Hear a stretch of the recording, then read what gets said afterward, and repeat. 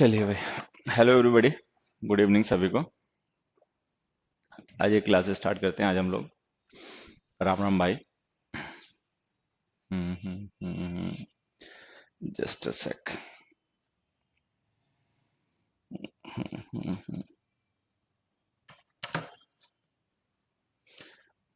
राम राम भाई सभी को, राम राम सभी को, गुड इवनिंग। गुड इवनिंग भाई।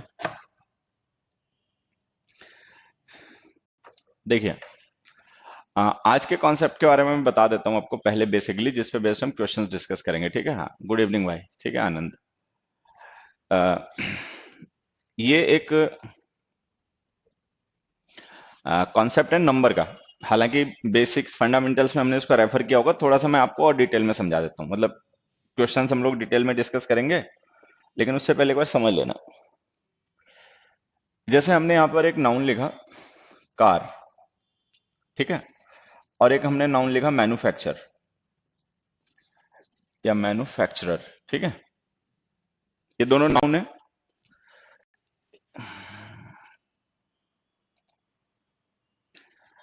नमस्ते भाई, राम राम भी। ठीक है। हम्म। राम राम भाई सबको। हम्म। तो ये दोनों जो हमने लिखे ना नाउन्स हैं। कार एक नाउन है और मैन्युफैक्चरर भी नाउन है। अच्छा, ये दोनों ही नाउन हमारे सिंपल हैं, मतलब ये हैं सिंपल नाउन्स। अब अगर हम इन्हें प्लूरल फॉर्म में लिखें, क्योंकि ये दोनों काउंटेबल हैं, तो हम इन्हें प्लूरल फॉर्म में लिख सकते हैं। तो कार का प्लूरल हो जाएगा कार्स, मैन्युफैक्चरर का प्लूरल हो जाएगा मैन्युफैक्चरर्स। ठीक है, ये इनकी प्लूरल फॉर्म्स हो गए। लेकिन अब अगर हम इन दोनों को मिलाकर एक नाउन बना दें और लिख दें कार मैन्युफैक्चरर। अब देखो, यहां पे दोनों सेपरेट नाउन्स थे, कार अलग नाउन था, मैन्युफैक्चरर अलग नाउन था, और दोनों सिंपल नाउन्स थे। अब हमने क्या किया, इन दोनों नाउन्स को मिलाकर एक ही कंपाउंड नाउन बना दिया। अब हम इसे कहेंगे कंपाउंड नाउन। कंपाउंड नाउन्स ऐसे नाउन्स होते हैं जो दो या दो से ज्यादा नाउन्स को मिलाकर बने होते हैं। ठीक है, गुड इवनिंग भाई। अब जैसे हमने लिखा कार मैन्युफैक्चरर, इसका प्लूरल हमें करना है। एक बार करो तो इसका प्लूरल। फिर से देखो, मैं समझा देता हूं। कार सिंपल नाउन है, मैन्युफैक्चरर भी सिंपल नाउन है। कार का प्लूरल करेंगे तो कार्स हो जाएगा, मैन्युफैक्चरर का प्लूरल करेंगे तो मैन्युफैक्चरर्स हो जाएगा। ठीक है, लेकिन जब हम कार और मैन्युफैक्चर दोनों नाउन्स को मिलाकर एक नाउन बना के लिखेंगे as a compound, as a single noun, जब इन्हें हम ट्रीट करेंगे तो इसको कहा जाएगा कंपाउंड नाउन। दो या दो से ज्यादा नाउन्स के मिलाकर बनता नाउन कंपाउंड नाउन हो गया। ठीक है, अब हमें इसका प्लूरल करना है। अब वैसे कार का तो प्लूरल कार्स हो जाता है, मैन्युफैक्चरर का मैन्युफैक्चरर्स हो जाता है, तो इस तरीके से तो हमें इसको कर देना चाहिए कार्स मैन्युफैक्चरर्स। लेकिन अब ध्यान क्या देना है, जब हम दो नाउन्स को मिलाकर एक कंपाउंड नाउन बनाते हैं तो उनमें से एक नाउन होता है मेन। मेन नाउन एक होता है, जैसे इसमें मैन्युफैक्चरर है। दूसरा नाउन उसको डिस्क्राइब करने का काम करने लगता है, और उसे हम कहते हैं मॉडिफायर। मॉडिफायर का मतलब जो डिस्क्राइब करे, मॉडिफाई करे। ठीक है, इसमें मेन नाउन जो हमारा है ना, वो मैन्युफैक्चरर है। कार जो है, अब ये उस नाउन का डिस्क्रिप्शन है कि व्हाट काइंड ऑफ मैन्युफैक्चरर। ठीक है, तो ये जो कार है ना, अभी हमारा मेन नाउन नहीं है इस फ्रेज का, ये है मॉडिफायर। मतलब मॉडिफायर्स ऐसे नाउन्स होते हैं जो एक तरीके से एडजेक्टिव का काम करते हैं, किसी नाउन प्रोनाउन को डिस्क्राइब करने का काम करते हैं। तो अब हम क्या करेंगे, जो मेन नाउन है केवल उसी का प्लूरल करेंगे।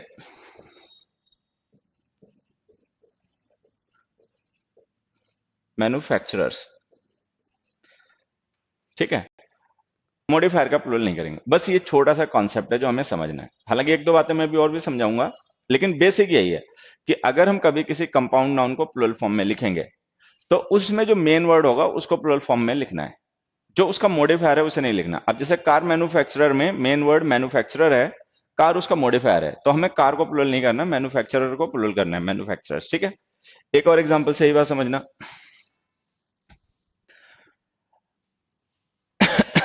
अब देखो, वैसे तो अगर हमें वर्ड का मीनिंग पता होता तो हम जान जाते हैं कौन सा वर्ड प्लूरल है, मतलब कौन सा मेन नाउन है। अब अगर हमें कार मैन्युफैक्चरर का मीनिंग पता है तो हम जान जाएंगे कि this phrase is referring to manufacturer not to cars. अगर कहीं पे कार मैन्युफैक्चरर्स लिखा होगा तो इसका मतलब हम मैन्युफैक्चरर्स को रेफर कर रहे हैं, ना कि कार्स को। तो अपने आप मीनिंग से पता चल जाता है। अदरवाइज एक दूसरा तरीका होता है, अगर हम इस वर्ड का यूज सेंटेंस में करें तो हमें तुरंत पता चल जाएगा। जैसे कि मैंने लिखा सम कार मैन्युफैक्चरर्स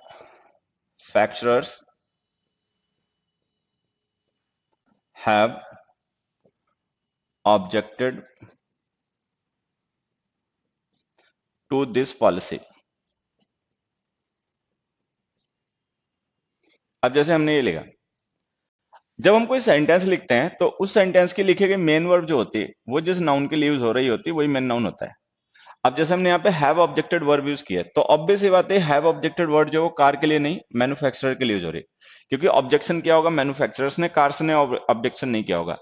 तो जब हमें ये पता चल जाएगा कि भाई सेंटेंस की मेन वर्ड जिस नाउन के लिए यूज हो रही है बस वही मेन नाउन होता है, तो हमें पता है कि ये जो हमने वर्ब यूज किया सेंटेंस में वो मैन्युफैक्चरर के लिए यूज की जा रही है, कार के लिए नहीं, तो मैन्युफैक्चरर के लिए यूज की जा रही है वही मेन वर्ड है। तो मैं फिर से बता देता हूँ, कंपाउंड नाउन में बेटा नोट्स बनाया करो, लाइव में नोट्स मत बनाओ, मैंने पहले भी मना किया था, लाइव में नोट्स आप नहीं बना पाओगे, थोड़ा सा मैं स्पीड से पढ़ाता हूँ, एक तो वजह ये होती है, ठीक है। दूसरा, आप नोट्स बनाने लग जाओगे तो लिखने में ध्यान जाएगा या सुनने में ध्यान जाएगा, चार जगह ध्यान बढ़ जाएगा, तो उसमें कंफ्यूजन रह जाएगी, मतलब उतना इफेक्टिव नहीं रहेगा लर्निंग। तो नोट्स बनाया करो जब ये वीडियो बाद में सेव हो जाता है, जैसे भी लाइव लेक्चर है, अभी अपना कान में लीड लगाओ, अपना हेडफोन वगैरह लगाओ, आराम से बस देखो सुनो जो बताया कहा जा रहा है। जब आपका दूसरा भी हो जाएगा रिकॉर्डेड वाला तब अपने आराम से नोट्स बनाना, ठीक है। हाँ, तो यहां से हमने क्या किया कि भाई कंपाउंड नाउन में एक तो वर्ड के मीनिंग से हमें पता चल जाता है कि मेन वर्ड कौन सा है, ठीक है। दूसरा तरीका ये होता है कि जिसके लिए मेन वर्ब यूज हो रही है, सेंटेंस की वर्ब जिस नाउन के लिए यूज हो रही है वही मेन नाउन होता है, ठीक है। तो इस तरीके से हम पता लगा लेते हैं। फिर से मैं बता देता हूं हमने यहाँ पे क्या डिस्कस किया, हमने यहाँ पे ये डिस्कस किया कि कंपाउंड नाउन्स, जब हम दो या दो नाउन्स को मिलाकर एक कंपाउंड नाउन बनाते हैं तो जब उनको प्लुरल करके हमें लिखना होता है तो हम मेन नाउन को प्लुरल फॉर्म में लिखते हैं, मॉडिफायर को प्लुरल फॉर्म में नहीं लिखा जाता। मॉडिफायर वो नाउन होता है जो कि डिस्क्राइब करता है, ठीक है, मेन नाउन्स को, ठीक है। हम्म। एक ये बच्चा है पीयूष क्षीर सागर, हालांकि तुम सीख नहीं पाओगे, मैं सिखा नहीं पाऊंगा, ठीक है, क्योंकि वो हमारे तुम्हारे बीच एक बहुत बड़ा डिफरेंस है। बेटा सही है, वो ऑब्जेक्टर सही है, मैंने उसको एज अ वर्ब यूज किया, ठीक है। हाँ, इतने बच्चे बेचारे डेस्परेट हैं, कुछ भी समझाओ, मतलब सेंस एकदम से रख दिया कहीं किनारे, दुकान दुकान से मतलब बेच दिया।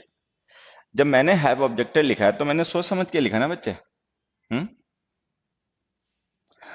लेकिन इतना डेस्परेट हैं, चश्मा लगा हुआ है, बस जो हमें मानना है हम वही सही मानेंगे, बाकी जो भी होगा सब गलत हो जाएगा।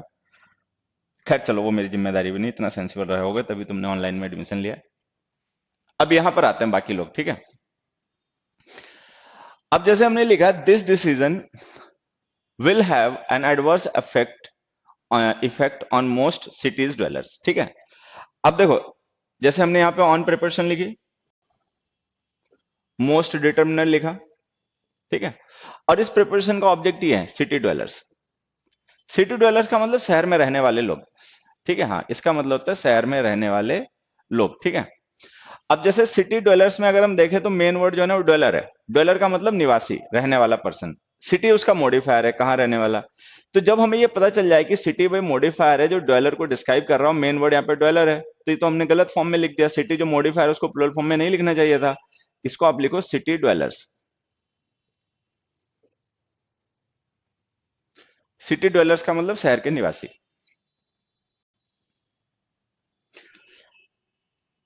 नाउन फ्रेज जो होती है ना बेटा, उसमें कोई जरूरी नहीं होता कि दूसरा नाउन लिखोगे। मान लो नाउन को डिस्क्राइब करने के लिए हमने एक एडजेक्टिव लिखा, उस एडजेक्टिव को डिस्क्राइब करने के लिए एडवर्ब लिखा, तो वो तीनों वर्ड मिलके एक नाउन फ्रेज बन गया, ठीक है।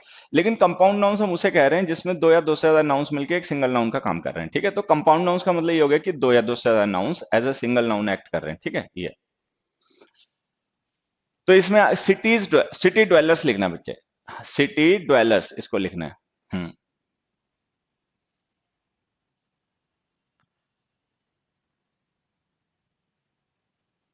ठीक है, नेक्स्ट में आ जाओ, some heart disease are not curable yet. बेटा पीयूष क्षीर सागर, एक छोटी सी बात तुम्हें बताता हूं, देखो पेशेंस बहुत बड़ी चीज है, ठीक है। और मैं हमेशा कहता हूं, पता नहीं मैं समझा पाऊंगा नहीं समझा पाऊंगा, अ, एक जैसे ऑफलाइन में बच्चे पढ़ने आते हैं मुखर्जी नगर में, तो उनके साथ कई बार मैं पढ़ाई लिखाई के अलावा इधर उधर की भी बातें कर लेता हूँ, ठीक है। क्योंकि ऐसा माहौल वहां पे बन जाता है, कई बार आपको करनी पड़ जाती है, ठीक है। एक छोटी सी बात बताता हूँ, 15 सितंबर मतलब सितंबर को टीचर्स डे होता है अपने यहाँ, ठीक है। राधा कृष्णन जी जो हमारे थे, सर्वपल्ली राधा कृष्णन जी, ठीक है, उनका बर्थ एनिवर्सरी होती है, ठीक। तो उस दिन मैंने एक न्यूज़पेपर में उनका एक कोट लिखा था, कई लिखे थे, मुझे जो एक सबसे अच्छा लगा जो मुझे आज भी याद है वो ये था कि one who can think requires no teachers. मतलब जो सोच सकता है उसको टीचर की जरूरत नहीं है। मतलब one who can think requires no teacher, मतलब ये राधा कृष्ण जी ने कहा, जिनके जन्मदिन पर हम इंडिया में टीचर्स डे सेलिब्रेट करते हैं, मनाते हैं, ठीक है।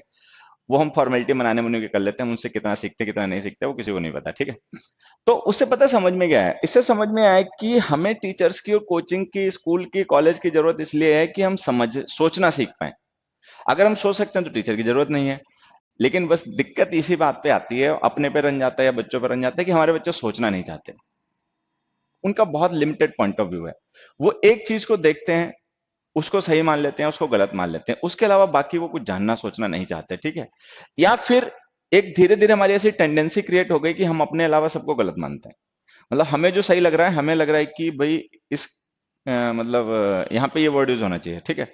और उसके अलावा अगर कोई और वर्ड यूज कर रहा है कोई दूसरा पर्सन, तो हम उसको गलत मानेंगे। हम ये समझना नहीं चाहेंगे कि हो सकता है वो सही हो सकता है उसके पॉइंट ऑफ व्यू से सही हो, हम उसको समझ नहीं पा रहे। हम कभी नहीं ये मानेंगे। हम हमेशा ये मानते हैं कि वो जो हमसे डिफरेंट है वो गलत है, मतलब बीइंग डिफरेंट इज रॉन्ग। ये थ्योरी एक बन गई है, मतलब, ठीक है। मैं हमेशा कहता हूँ सोचो, समझो, पूछने से पहले 2 4 बार, 3 बार, 10 बार खूब सोचो अपने से, क्या वास्तव में जो हम पूछने कहने जा रहे हैं इसकी जरूरत है, ठीक है। या हो सकता है हम इसको पूरा समझ ना पा रहे हैं और सोच ना पा रहे हो, इसलिए हम जल्दबाजी में आ रहे हैं। आदत डालने की बात होती है, धीरे धीरे कोशिश करोगे तो पड़ जाएगी। Some heart disease are not curable yet, ठीक है। अब जैसे हमने यहां पे लिखा, ये आर नॉट क्योरेबल येट हमारा प्रेडिकेट हो गया, और हमने कहा व्हाट आर नॉट क्योरेबल, तो हमने लिख दिया हार्ट डिजीज। तो ये सब्जेक्ट हो गया। अब यहाँ पे कंपाउंड नाउन हमारा सब्जेक्ट है। अब ध्यान देना इसमें सब्जेक्ट डिजीज है, हार्ट नहीं है, क्योंकि इलाज किया जाता है डिजीज का, हार्ट का नहीं किया जाता, ठीक है। तो ये जो हमने वर्ब लिखी है और ये जो प्रेडिकेट लिखा है, इससे हम जान सकते हैं कि यहाँ पे हम बात कर रहे हैं डिजीज की। तो डिजीज मेन वर्ड है।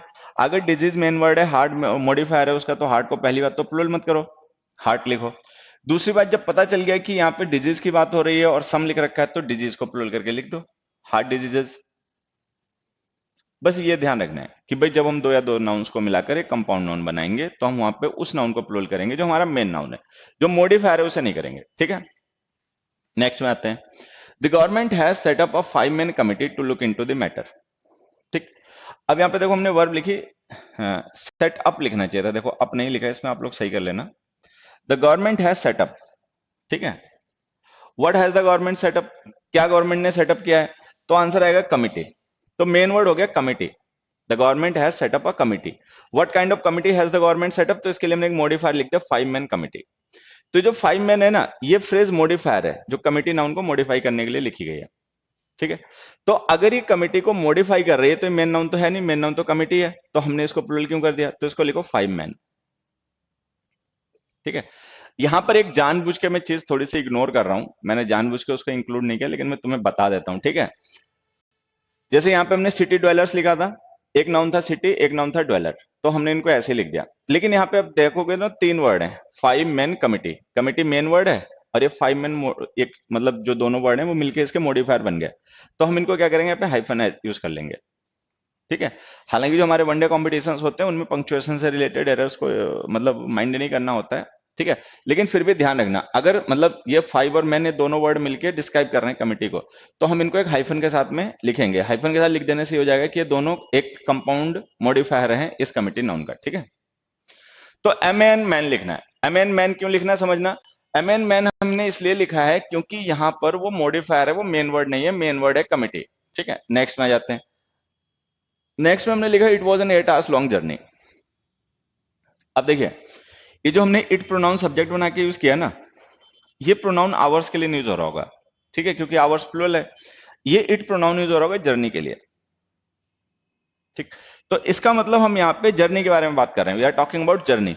It was a journey, what kind of journey was it, ये बताने के लिए हमने लिख दिया 8 आवर्स लॉन्ग। अभी जो 8 आवर्स लॉन्ग हमने लिखा है ना, ये पूरी फ्रेज डिस्क्राइब करने के लिए है जर्नी को। तो जर्नी है मेन नाउन, 8 आवर्स लॉन्ग है उसका मॉडिफायर, नाउन को मॉडिफाई करने के लिए लिखी गई वर्ड है। तो अगर ये उसका मॉडिफायर है तो हमने प्लूरल फॉर्म में गलत लिख दिया, तो इसको ऐसे लिखो it was an 8 hour long journey, ये आंसर है। फिफ्थ में देखो, when they reach there it had been raining for 8 hour, ठीक है। हाँ, अब जैसे हमने इसमें लिखा when they reach there it had been raining for 8 hour. अब देखो ये फॉर प्रिपरेशन है, ठीक है, और आवर इस प्रिपरेशन का ऑब्जेक्ट है। असल में होता क्या ना, आवर जो है ना ये नेम ऑफ यूनिट है, यूनिट ऑफ टाइम। तो हमने इसको ऑब्जेक्ट बना दिया फॉर प्रिपरेशन का। फिर हाउ मेनी आवर ये बताने के लिए हमने लिख दिया 8। अभी जो 8 है ना वो आवर को डिस्क्राइब कर रहा है, लेकिन आवर किसी को डिस्क्राइब नहीं कर रहा। तो ये आवर हमारा मेन वर्ड है, क्योंकि जो फॉर प्रिपरेशन है ना इसका ऑब्जेक्ट कोई और नाउन नहीं है, इसका ऑब्जेक्ट ही आवर ही है। आवर यूनिट होती है टाइम की। अब ऐसे ही देखो 8 यूनिट्स हैं, तो ये प्लूरल हो गया और इसको लिखो आवर्स। अब यहां पे हमने आवर्स लिखा तो सही हो गया, यहां पे आवर्स लिखा था तो गलत हो गया। तो हमें ये डिफरेंस समझना है। वहां पे आवर्स इसलिए गलत हो गया क्योंकि वहां पे वो मेन नाउन नहीं था, मेन नाउन था जर्नी। ठीक है, ये मॉडिफायर था, मॉडिफायर्स को हम प्लूरल फॉर्म में नहीं लिख सकते। ठीक है, यहाँ पे आवर्स हमने इसको इसलिए लिख दिया क्योंकि यही हमारा मेन नाउन है, ये मॉडिफायर नहीं है। ये आवर्स किसी को मॉडिफाई नहीं कर रहा है, ये आवर्स खुद ही इस फॉर प्रिपरेशन का ऑब्जेक्ट है। देन तो नाउन मॉडिफायर्स को प्लूरल फॉर्म में नहीं लिखना है, जरूरत पड़ने पर मेन नाउन को प्लूरल फॉर्म में लिखना है। ये छोटा सा कॉन्सेप्ट है, अभी और भी हम क्वेश्चन इस पर डिस्कस करेंगे। देखो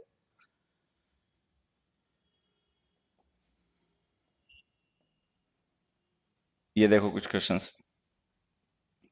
we have prepared a 50 days syllabus for the tier 2 exam.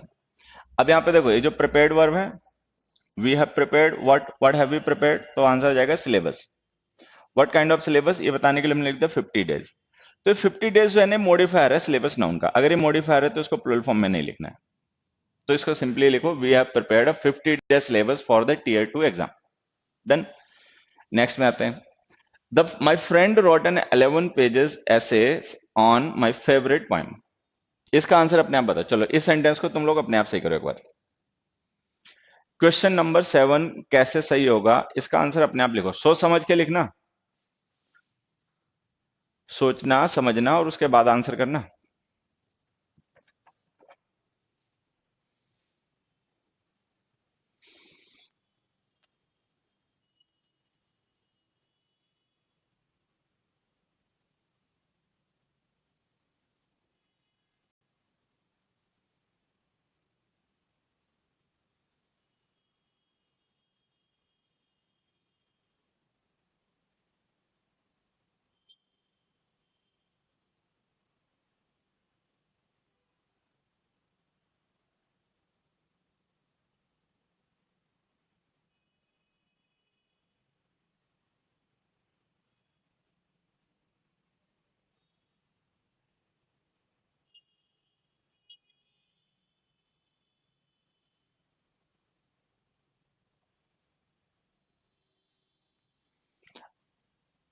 बढ़िया, बहुत अच्छा आंसर है तुम लोगों का। ठीक है। हम्म। अब देखो सबसे पहले एक चीज समझना, जो उसने लिखा वो क्या है, ऐसे। ठीक है, पेजेस तो है नहीं, तो इसको एक तो सिंगुलर फॉर्म में लिखो, 11 पेज। ये है मॉडिफायर ऐसे का। अच्छा, वहां पे ऐसे इसके लिए हमने डिटर्मिनर यूज किया एन, सिंगुलर। तो इसका मतलब ये सेज हमें प्लूरल फॉर्म में नहीं लिखना है, सिंगुलर फॉर्म में लिखना है, क्योंकि एन आर्टिकल जो होते हैं ना ये सिंगुलर नाउन्स के साथ लिखे जाते हैं। तो इसको कर दो ऐसे। अब इससे क्या समझ में आया, इससे ये समझ में आया कि ऐसा नहीं कि मेन नाउन को हमेशा प्लूरल फॉर्म में लिखना है, जब जरूरत पड़े तो लिखना, नहीं जरूरत पड़े तो मत लिखना। देखो जैसे हमने लिखा अब बस ड्राइवर, तो हमें पता है कि इसमें मेन नाउन ड्राइवर है, बस मॉडिफायर है, तो हमने इसको प्लूरल फॉर्म में नहीं लिखा। इसलिए नहीं लिखा क्योंकि यहाँ पे हमने आर्टिकल ये लिख रखा है, तो इसका मतलब हमारा नाउन सिंगुलर होगा। अच्छा, फिर हम लिख दें 5 बस, तो हमें ड्राइवर्स लिखना पड़ेगा।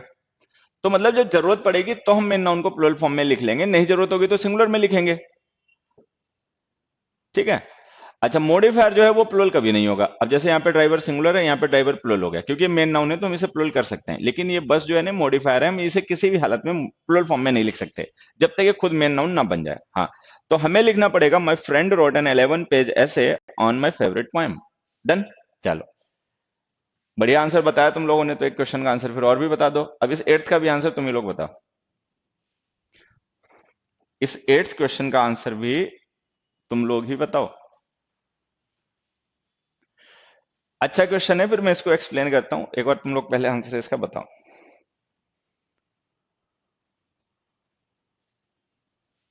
बहुत अच्छे, ठीक है, गुड, सही है। बी, सी, सही है, बहुत अच्छा। सी ऑप्शन भी बच्चे आंसर बता रहे हैं। हाँ।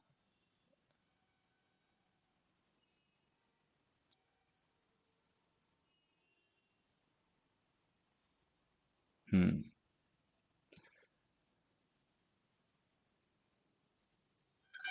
हाँ सही है।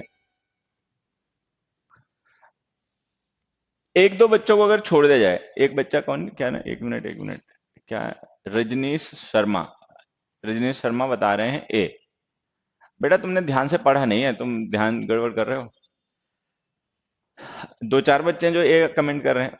देखो मैं एक चीज पहले तुम लोगों को बता देता हूं, ध्यान से क्वेश्चन को पढ़ा करो, ऑप्शन को भी ध्यान से पढ़ा करो। कई बार ऐसा होता है कि लिखा कुछ होता है और हम देख कुछ और लेते हैं, ठीक है। कंसंट्रेटेड रहना सीखो, ध्यान देना सीखो चीजों पे, ठीक है। जो है वही देखो, जो नहीं है वो मत देखा करो, ठीक है। अब देखो मैं समझाता हूं। ये जो हमने लिखा था मैन हैज लॉस्ट डैश, कि मैन ने खो दिया, क्या खो दिया हमें ये बताना है। तो ध्यान से देखें, यहाँ पे मेन वर्ड जो है ना वो नोट है। नोट जो है ना ये मेन वर्ड है। तो रुपी तो मेन वर्ड है नहीं। तो अगर रुपी मेन वर्ड नहीं है तो ये जो हमने रुपीज लिख रखा है, ठीक है, और ये जो रुपीज लिख रखा है, और ये जो रुपीज लिख रखा है, ये सब अपने आप गलत हो गए। ये तीनों ही गलत हो गए, क्योंकि जब नोट मेन वर्ड है तो आप रुपीज तो लिख ही नहीं पाओगे ना। Rupees not the main word, rupee note का मॉडिफायर है।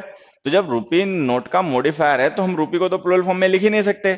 ये गलत, ये गलत, और ये लो ये गलत, ठीक। क्यों इतना दिमाग लगा रहे थे, आसान क्वेश्चन था, ठीक है, आसान क्वेश्चन था, इतना सोचना नहीं चाहिए था इस पे। चलो ठीक है, तो आंसर हो गया बी। अब मैं एक ऑप्शन तुम लोगों के लिए और लिखता हूं। मैं फिर से कह रहा हूं, कई बार क्वेश्चंस बहुत आसान होते हैं लेकिन हम उनको पूरा ध्यान से समझने के बजाय लिखा कुछ, अब बहुत सा बच्चा रहा होगा उसने क्या रुपीज को रुपी पढ़ लिया होगा, लिखा रुपीज है लेकिन उसने पढ़ रुपी लिया होगा। तो ध्यान से पूरा ऑप्शन पढ़ा करो। चलो एक मैं यहाँ पे क्वेश्चन तुम लोगों के लिए और लिखता हूं, ई, एक ऑप्शन और लिख देता हूं, इसका बताना क्या है। एक यहाँ पे मैंने लिखा 200 रूपी नोट, ठीक है, 200 रूपी नोट। अब ये है ऑप्शन ई, 200 रूपी नोट। ये बताओ सही है गलत। जो ई ऑप्शन लिखा है, देखो ये जो चार ऑप्शन लिखे हमने ए बी सी डी, इनमें से तो बी आंसर है। ए सी डी इसलिए गलत है क्योंकि उनमें जो रूपी मॉडिफायर है हमने उसको प्लूरल फॉर्म में लिख दिया, जो कि मॉडिफायर प्लूरल फॉर्म में नहीं लिखे जा सकते। ई ऑप्शन मैंने एक और लिखा है 200 रूपी नोट, बस इसका और बता दो ये सही है गलत। Okay it's wrong, nice, very good. Now just mention the reason. Okay, now mention the reason why is this sentence wrong, and if we have to correct it, how can we make it correct? Okay, so you have to just mention, if this sentence, this option is also wrong, then why is it wrong, क्यों है ये गलत, ठीक है, and how can we correct it, कैसे हम इसको correct कर सकते हैं, जल्दी से बताओ। अगर ये ऑप्शन ई गलत है, अच्छी बात है गलत है, तो कैसे सही होगा ये और बता दो।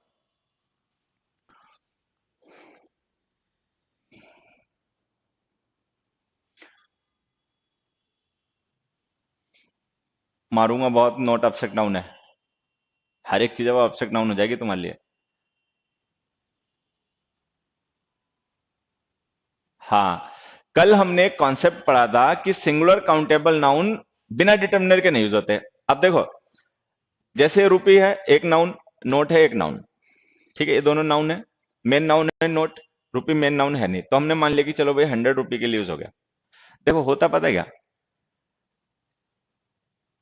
आज से अगर हम 4-5 साल पहले बात करते हैं, जब तक 200 रुपए का नोट नहीं था, मतलब 200 की करेंसी नोट जब तक नहीं था, तब तक तो इस सेंटेंस को सही करने का एक ही तरीका था कि नोट्स लिखो। मतलब 200 का नोट अभी हम लोगों के सामने अभी कुछ ही दिन, मतलब कुछ ही साल पहले आया है, 2000 का नोट और 200 का नोट उससे पहले नहीं थे, ठीक है। हाँ, 150 के चला करते थे, 1000 का भी चला करता था। तो अगर मान लो आज की डेट में इंडियन करेंसी में 200 के डिनोमिनेशन के नोट्स नहीं होते, तब तो हमारे पास एक ही ऑप्शन था कि हम इसे नोट्स लिखते, ठीक है। लेकिन आज की डेट में हमें पता है कि 200 का भी नोट होता है, 100 का भी नोट होता है। तो दोनों पॉसिबिलिटी है, एक पॉसिबिलिटी ये हो सकती है किसी पर्सन के पास में 2 रुपए, मतलब 100 रुपीज के दो नोट हो, और ये भी हो सकता है किसी पर्सन के पास में एक ही 200 रुपए का नोट हो। ठीक है। अब मान लो किसी पर्सन के पास में 100 रुपीज के नोट्स हैं, मतलब ये वाली कंडीशन है, तो हम इसको लिखेंगे नोट्स, 200 रुपी नोट्स, तो इसका मतलब हो जाएगा दो नोट 100 रुपी के डिनोमिनेशन के। ठीक है। लेकिन अगर मान लो ऐसा हो कि किसी पर्सन के पास में एक नोट हो 200 रुपए का, ठीक है, तो नोट नाउन तो सिंगुलर रहेगा क्योंकि नोट एक है। लेकिन अब हमें पता है कि नोट काउंटेबल है और काउंटेबल नाउन सिंगुलर नंबर बिना डिटर्मिनर के नहीं आते, तो हम इसको दो तरीके से सही कर सकते हैं। एक तो हम इसको ऐसे सही कर सकते हैं, अ 200 रुपी नोट, ठीक है। अ 200 रुपी नोट लिखने का मतलब ये हो जाएगा कि अ सिंगल नोट ऑफ 200, मतलब 200 रुपए का एक सिंगल नोट। या फिर हम इसको नोट्स लिख के भी सही कर सकते थे, अगर हम चाहें तो इसको ऐसे भी कर सकते हैं सही, 200 रुपी नोट्स। 200 रुपी नोट्स का मतलब हो जाएगा दो नोट 100 रुपए के। मतलब इन दोनों में से कोई एक तरीका आप यूज कर लोगे तो ये सेंटेंस सही जाएगा। ठीक है। हाँ, अ 200 रुपी नोट ये भी सही है, 200 रुपी नोट्स वो भी सही है। ठीक है। हाँ, तो कोई ये छोटी छोटी बातें इनको ध्यान रखा करो, कोई भी नाउन जो काउंटेबल हो वो सिंगुलर नंबर में बिना डिटर्मिनर के नहीं लिखा जा सकता। चलो और देखो कुछ क्वेश्चंस इसी कॉन्सेप्ट पे।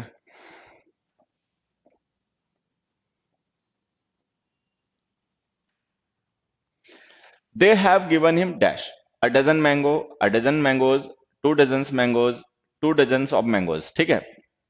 Comment the answers. इस नाइन्थ क्वेश्चन का भी आंसर आप लोग कमेंट करो एक बार।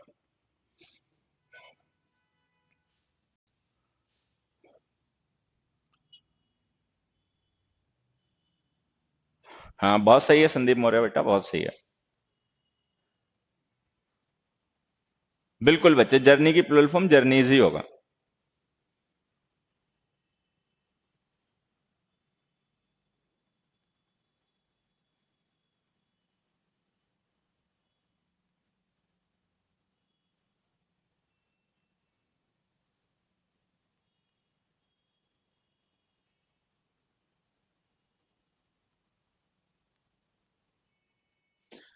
ए बी सी सारे बता दे तो तुम लोग आंसर। डी अच्छा किसी ने नहीं बताया। हाँ,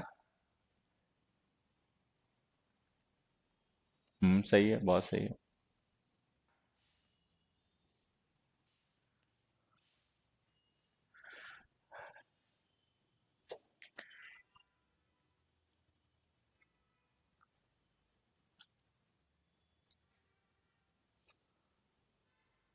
अब देखो एक अब समझना ध्यान से। अच्छा, डी बोला बेटा। चलो, अब यहाँ पे एक चीज मैं समझाता हूँ, ध्यान से सुनना समझना। ऑप्शन सी तो हर हालत में गलत है। ठीक है। ये इसलिए गलत है क्योंकि यहाँ पे मेन नाउन है मैंगो, डजन मेन नाउन है नहीं। तो अगर डजन मेन नाउन नहीं तो हम इसको प्लुरल फॉर्म में नहीं लिख सकते। ठीक है। हाँ, तो हम इसको प्लुरल फॉर्म में नहीं लिख सकते, डजन्स नहीं लिख सकते, तो ये सी ऑप्शन तो हर हालत में गलत है। बाकी बच गए, इनमें से कोई एक सही होगा। कौन सा सही होगा ये वैसे तो मैं आसान तरीके से तुम्हें समझा सकता हूं, लेकिन फिर भी मेरी आदत थोड़ी सी आसान तरीके से समझाने की है नहीं। ठीक है। मैं चाहता हूं थोड़ा सा इसको टेढ़े तरीके से समझाते हैं। तो चलो एक काम और करो, अब तुम लोग इस क्वेश्चन का भी आंसर बताओ, अगर ये गलत हो तो। गलत है ये मैं बता देता हूं। The sentence number 11 is not correct, it's incorrect sentence, you have to correct it. Okay. तो ये जो सेंटेंस है ना 11, जरा इसका एक बार आंसर और बता दो।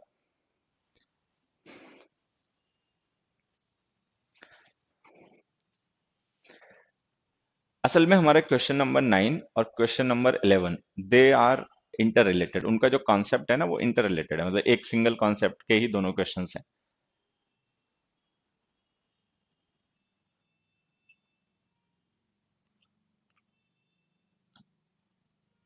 11th का आंसर बताएं बच्चे। The man borrowed 1000 rupees from his friend. हम्म।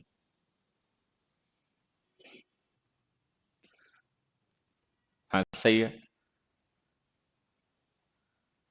हाँ सही है। अब देखो यहाँ पे समझना है क्या कहानी, मैं बताता हूं।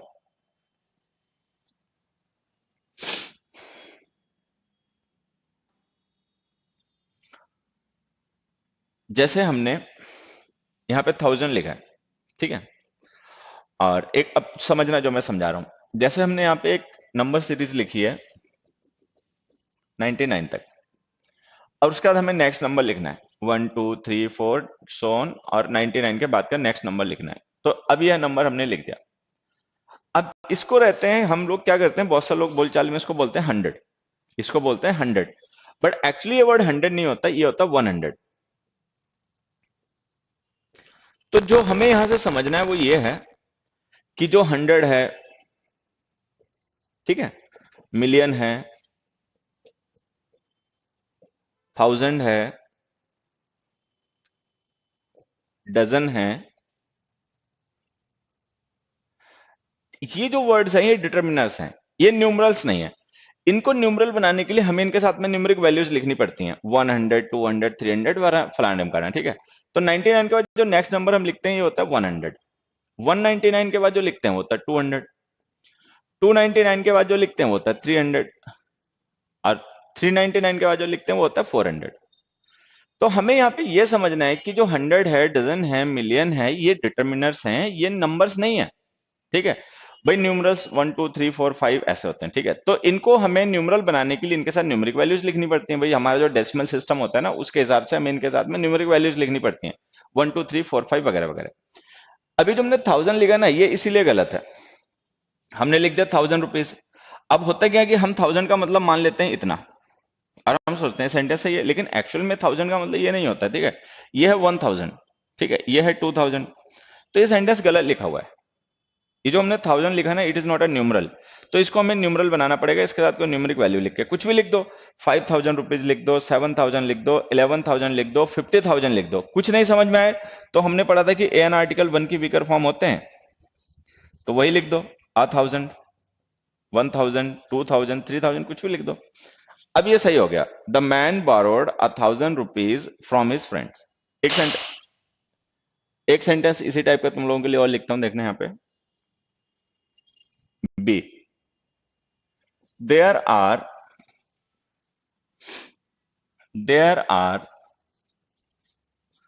100 trees in this park. Correct the sentence. There are 100 trees in this park. Correct this sentence. आप लोग इस सेंटेंस को एक बार करेक्ट करें।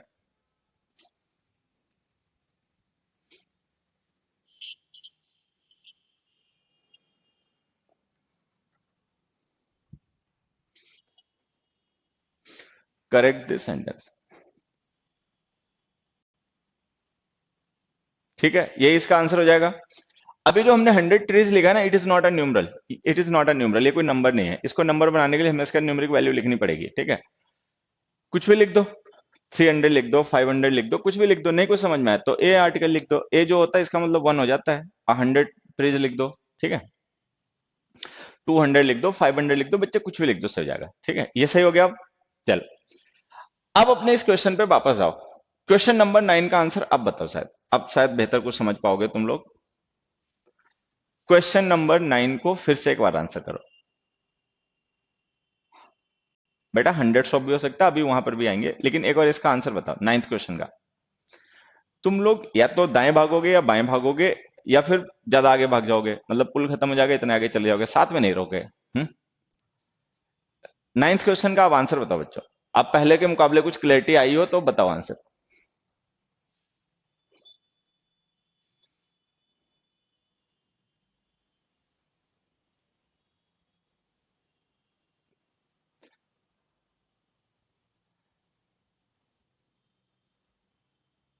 बेटा प्रवीण अभी बताता हूं, पहले तो आंसर बता।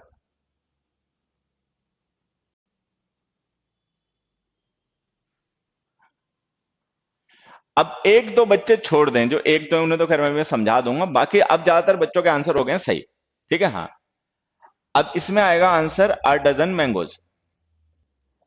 देखो ये तो हमने पहले ही कहा था ये गलत है, क्योंकि डजन्स जो है मॉडिफायर, हम उसे प्लूरल फॉर्म में नहीं लिख सकते। ये दोनों गलत क्यों है समझ लेना। ये दोनों गलत इसलिए हो गए क्योंकि जो आर डजन है ना, ये एक न्यूमरल है, सबको ही पता है डजन का मतलब 12 होता है, ठीक है। 12 सिंगुलर नहीं होता भाई, 12 प्लूरल होता है। अभी एक दो बच्चे हैं ना, वो ये पूछ रहे हैं, पहले सही था बताया हुआ, बढ़िया। अब वो पूछ रहे हैं यहाँ पे ए लिखा तो हमने ट्रीज क्यों लिख दिया। भाई ए लिखा तो नाउन सिंगुलर होना चाहिए। चलो मैं इसको भी देखो तुम्हें समझाता हूं, ऐसा हमने क्यों कर दिया। देखो बच्चे, जैसे हमने लिखा अ डजन वॉचेस, ठीक है, अ कॉस्टली वॉच, ठीक है, वॉचेस मान लो लिख दिया। अभी जो हमने डजन लिखा ना बेटा, ये है डिटर्मिनर, कॉस्टली है एडजेक्टिव, मतलब ये डिटर्मिनर नहीं है, कॉस्टली नंबर को रेफर नहीं करता, ये वॉच की क्वालिटी है, तो ये डिटर्मिनर नहीं है, ये इसकी क्वालिटी है, ठीक है। यहां पे हमने लिख दिया वॉचेस। अब ये जो ए है वो रेफर कर रहा है डायरेक्ट वॉच को। अब चूंकि ए वॉच को रेफर कर रहा है तो इसका मतलब वॉच एक ही होगी, तो हमने प्लूरल फॉर्म गलत लिख दिया, इसको लिखो वॉच, वॉचेस के बजाय लिखो वॉच। लेकिन यहाँ पे जो हमने डजन लिखा है ना, ये कोई एडजेक्टिव नहीं है, डिटर्मिनर है। मैं बार बार बता रहा हूँ कि डजन, मिलियन, 100,000 डिटर्मिनर्स होते हैं जो नंबर को रेफर करते हैं नाउंस की, उसकी क्वालिटी को नहीं, ये एडजेक्टिव नहीं होते। और ये जो ए हमने लिखा है ना, वो वॉचेस के लिए नहीं है, वो डजन के लिए है। और अ डजन जो हमारा डिटर्मिनर है, इसका नंबर होता है plural, because a dozen means 12, तो इसके साथ हम नाउन लिखेंगे प्लुरल। तो बस ये छोटा सा डिफरेंस हमें समझना है कि डजन, मिलियन, 100,000 डिटर्मिनर्स हैं, ठीक है, कॉस्टली एडजेक्टिव है। अब बच्चा क्या करता है, वो ए देख के ना टूट पड़ता है, वो कहता है ए है तो हम सिंगुलर लिखेंगे। भाई अच्छी बात है, रट्टा वट्टा नहीं मारना चाहिए, इसलिए मैं हमेशा कहता हूँ अच्छी बात है, ए के साथ सिंगुलर आता है, लेकिन वो ए वॉचेस के लिए यूज नहीं हो रहा ना बेटा, ये ए जो है वॉचेस के लिए नहीं यूज हो रहा है, तो डजन के लिए यूज हो रहा है, ठीक है। ये ए ट्री के लिए नहीं यूज हो रहा है, तो 100 के लिए यूज हो रहा है, ठीक है। तो यहाँ पे ध्यान रखना, 100 है, मिलियन है, बिलियन है, ट्रिलियन है, डजन है, थाउजेंड है, ये वर्ड्स डिटर्मिनर होते हैं। इनसे पहले जो हम न्यूमेरिक वैल्यू लिखते हैं 1 2 3 4 5, वो इनको रेफर करने के लिए होती है, नाउन को नहीं, ठीक है, ये बस ध्यान रखना है। तो इसका आंसर आ गया अ डजन मैंगो, तो इसीलिए गलत हो गया क्योंकि अ डजन इक्वल्स 12, तो नंबर प्लुरल हो गया, तो हमें नाउन प्लुरल फॉर्म में लिखना पड़ेगा मैंगो, यहाँ पे मैंगो लिखा हुआ तो गलत हो गया, वो सही हो गया, ठीक है। अब एक ऑप्शन हमारे पास बच गया डी, कि भैया डी क्यों गलत हो गया, 2 डजन ऑफ मैंगोज हमने क्यों नहीं लिखा। हाँ, हाँ, हाँ, ठीक है। अब देखो यहाँ पे ये वाला क्यों गलत हो, ये भी मैं समझा देता हूं। जैसे हमने लिखा they have invited 500 of guests, ठीक है, they have invited 500 of guests.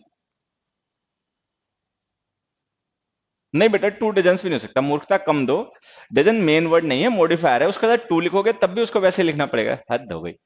तुम एक काम करो, अभी पूछना बताना बंद करो, अभी ये स्लाइड जब आगे खिसक जाए ना, फिर उसके बाद कुछ पूछने को बचे तब पूछना, अभी मेरी बात सुनो, नहीं तो तुम मेरी बात भी नहीं सुन पाओगे। They have invited 500 of guest हमने लिख दिया, ठीक है, और हमने इसको 500 लिख दिया। अब देखो यहाँ पे कहानी क्या है, ये जो हमने 500 लिखा ना, ये डिटर्मिनर है। डिटर्मिनर समझ रहे हो ना, डिटर्मिनर्स का बेसिक फंडामेंटल्स में वीडियोस दे रखे, वहां से देख लेना। डिटर्मिनर हम इसलिए कह रहे हैं 500 को, क्योंकि ये नाउन के नंबर को रेफर करता है, हाउ मेनी का रिप्लाई होता है, तो ये डिटर्मिन करता है नंबर ऑफ द नाउन, ठीक, तो ये डिटर्मिनर हो गया। गेस्ट वो नाउन हो गया जिसको डिटर्मिन करने के लिए इसका यूज किया गया। अच्छा, डिटर्मिनर और नाउन्स को ना हम अलग अलग नहीं लिख सकते, डिटर्मिनर्स जो होते हैं वो नाउन के साथ ही लिखे जाते हैं, वो नाउन फ्रेज का ही पार्ट होते हैं, तो जो हमने ऑफ प्रिपोजिशन यूज कर रखे हैं इन दोनों के बीच में, ये गलत है, इसको हमें रिमूव करना पड़ेगा, क्योंकि 500 डिटर्मिनर है, गेस्ट नाउन है, तो डिटर्मिनर अपने नाउन के साथ लिखे जाते हैं, तो ये ऑफ हट गया। अच्छा, जब ऑफ हट जाएगा तो हमें पता है कि मेन नाउन यहाँ पे गेस्ट है, ये 100 मेन नाउन है नहीं, तो हम इसको प्लुरल फॉर्म में नहीं लिख के सिंगुलर फॉर्म में लिख देंगे, ये हमारा आंसर है। सो हमें लिखना पड़ेगा दे हैव इनवाइटेड 500 गेस्ट, ठीक। अच्छा, अब मान लो अगर ये नंबर 5 एग्जैक्ट ना होता, अब जैसे 500 हमने लिख दिया, तब तो हमें पता ही चल गया एग्जैक्ट इतने। अगर ये नंबर एग्जैक्ट नहीं होता तो हम इसे ऐसे जरूर लिख सकते थे, hundreds of guests, hundreds of guests. Hundreds of guest का मतलब ये हो जाता है कि गेस्ट का नंबर हंड्रेड्स में था, but how many hundreds, that we don't know, वो हमें नहीं पता कि कितने हंड्रेड, 100, 200, 300। तो हम hundreds of, dozens of, millions of लिख सकते हैं, लेकिन वो तब जब नंबर हमारे लिए इंडेफिनिट हो, जब हमें एक्चुअली ना पता हो कि हाउ मेनी। बट लेकिन अगर हमें एग्जैक्ट नंबर पता है तो बेटा नंबर डिटर्मिनर्स होते हैं, वो नाउन के साथ लिखे जाते हैं, ठीक है। एक और एग्जांपल से ये बात समझना,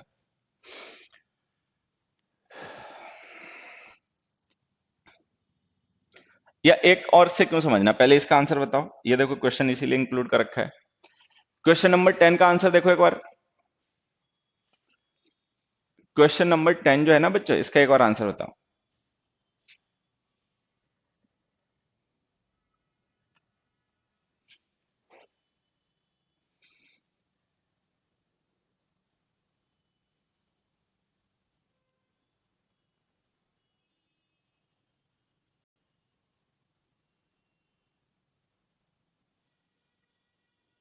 ठीक है, आ गया समझ में?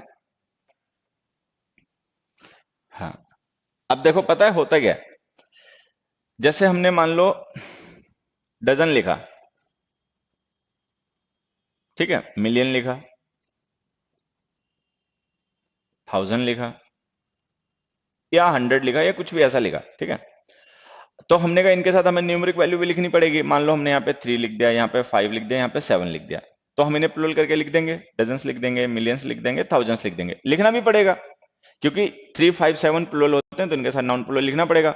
मान लो हम 3 कार लिखेंगे तो गलत हो जाएगा ना, फिर तो हमें कार्स लिखना पड़ेगा। या हम 5 ट्री लिखेंगे तो भी गलत हो जाएगा, हमें ट्रीज लिखना पड़ेगा। या हम 7 मूवी लिखेंगे तो भी गलत हो जाएगा, हमें 7 मूवीज लिखना पड़ेगा।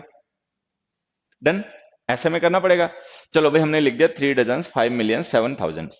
अब ये सही है, लेकिन अब कहानी क्या, मैं बार बार कह रहा हूं कि डिटर्मिनर्स हैं, दिस कांट स्टैंड अलोन, ये खुद अपने आप नहीं यूज हो सकते, हमेशा किसी ने का डिस्क्रिप्शन है। भाई 3 डजन है, ये नंबर है, किस नाउन का ये नंबर है, ये डिटर्मिनर है। 5 मिलियंस डिटर्मिनर है, 7,000 डिटर्मिनर्स है, ये किसी न किसी को रेफर करने के लिए यूज हो रहे हैं, ठीक है, किसी का नंबर डिस्क्राइब करने के लिए यूज हो रहे हैं। तो ये जिस नाउन के डिटर्मिनर, अगर हम वो नाउन भी साथ में लिख दें, मान लो हम यहाँ पे लिख दें बुक्स, यहां पे हम लिख दें पीपल, ठीक है, यहां पे हम लिख दें रुपीज। अब जैसे हम यहाँ पे रुपीज लिखेंगे, पीपल लिखेंगे, बुक्स लिखेंगे, तो हमें पता है कि मेन नाउन बुक्स है, पीपल है, रुपीज है, ये तो इसके मॉडिफायर हैं। तो जब ये मॉडिफायर हैं तो प्लुरल फॉर्म में क्यों, फिर हमें इन्हें ऐसे लिखना पड़ेगा। बस ये कॉन्सेप्ट है। तो अगर हम डजन मिलियन 100,000 को नाउन के साथ लिखेंगे तो ये उसके मॉडिफायर होते हैं, मॉडिफायर्स को प्लुरल फॉर्म में नहीं लिखा जा सकता। तो हम इनको लिखेंगे 3 डजन बुक्स। ये 3 यूज डजन के लिए हो रहा है, लेकिन हम इसे प्लुरल नहीं लिख सकते क्योंकि मेन नाउन नहीं है, मेन नाउन है बुक्स, ठीक है। तो मेन नाउन्स प्लुरल किए जाते हैं, मॉडिफायर्स को प्लुरल नहीं किया जाता, ठीक है। अब ये क्वेश्चन है ना, इसका आंसर यही है। ये जो हमने 30 मिलियंस लिखा है ना, ये मेन नाउन नहीं है, मेन नाउन तो पीपल है, ये तो उसका मॉडिफायर है। तो मॉडिफायर है तो हम प्लुरल फॉर्म में नहीं लिखेंगे, ये इसका आंसर है, ठीक है। 30 मिलियन पीपल। अब मैं फिर से अब आता हूं उसी क्वेश्चन पे वापस समझाता हूं, देखो। तो ये गलत क्यों है, क्योंकि डजन मेन नाउन नहीं है, इसको हम प्लुरल फॉर्म में नहीं लिख सकते। ये गलत क्यों है, क्योंकि अ डजन जो होता है वो 12 होता है, वो प्लुरल नंबर है, उसके साथ नाउन में प्लुरल फॉर्म में मैंगोज लिखना पड़ेगा, तो ये गलत है, ठीक है। 2 डजन ऑफ मैंगोज इसलिए गलत है क्योंकि 2 डजन मॉडिफायर है, मॉडिफायर और नाउन के बीच में प्रिपरेशन नहीं यूज की जाती, मॉडिफायर्स नाउन फ्रेज के पार्ट होते हैं, उनको नाउन्स के साथ लिखना पड़ता है, तो हमें ऑफ हटाना पड़ेगा, ठीक है। तो ये इसलिए गलत है, ये सही हो गया। अब एक बच्चा पूछ रहा था कि अगर हम यहाँ पे 2 लिख दें तो क्या हम डजन्स लिख पाएंगे। बेटा नहीं लिख पाओगे, ये लिखा तो था डजन्स, ये गलत नहीं हो गया। मेन वर्ड मैंगोज है ना, मॉडिफायर है डजन, डजन मॉडिफायर है, मेन वर्ड मैंगो, अगर प्लुरल करोगे भी तो मैंगोज को करोगे ना, डजन को थोड़ी कर दोगे मॉडिफायर है, ठीक है। ये आंसर हमारा। तो इस क्वेश्चन का आंसर ये हो गया। इसका आंसर ये होगा कि 30 मिलियन मेन वर्ड नहीं, मेन वर्ड पीपल है, तो 30 मिलियन उसका मॉडिफायर है, मॉडिफायर प्लुरल फॉर्म में नहीं लिखे जा सकते, ठीक है। और इसका आंसर समझी में आ गया होगा कि 1000 है, मिलियन है, डजन है, ये मॉडिफायर्स होते हैं, इनको न्यूमरल बनाने के लिए इनके साथ न्यूमेरिक वैल्यूज लिखा करो, ठीक है। और लास्ट में फिर से एक बार वही समझा देता हूं। ये जैसे हमने डजन्स मैंगोज लिखा ना, ये गलत हो गया, ठीक है। 2 डजन्स ऑफ मैंगोज लिखा, ये भी गलत हो गया। लेकिन इन केस अगर ये लिखा होता डजन्स ऑफ मैंगोज तो ये सही हो जाता। डजन्स ऑफ मैंगोज का मतलब हो गया कि मैंगोज का नंबर डजन्स में था, लेकिन हाउ मेनी डजन वो हमें पता नहीं है, ठीक है। तो dozens of, millions of, thousands of हम ये लिख सकते हैं। ठीक है, क्लियर हो गया। आप चलो, you have given wrong reason for fourth. पगला है तू।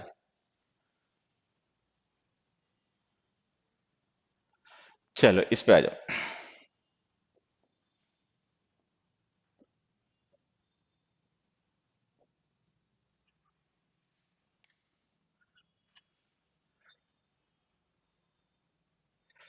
वो देखो अभी कह रहा था कि गलत रीजन दिया, अब जब उसको कह दिया पगला है तो कह रहा हाँ अब ठीक है।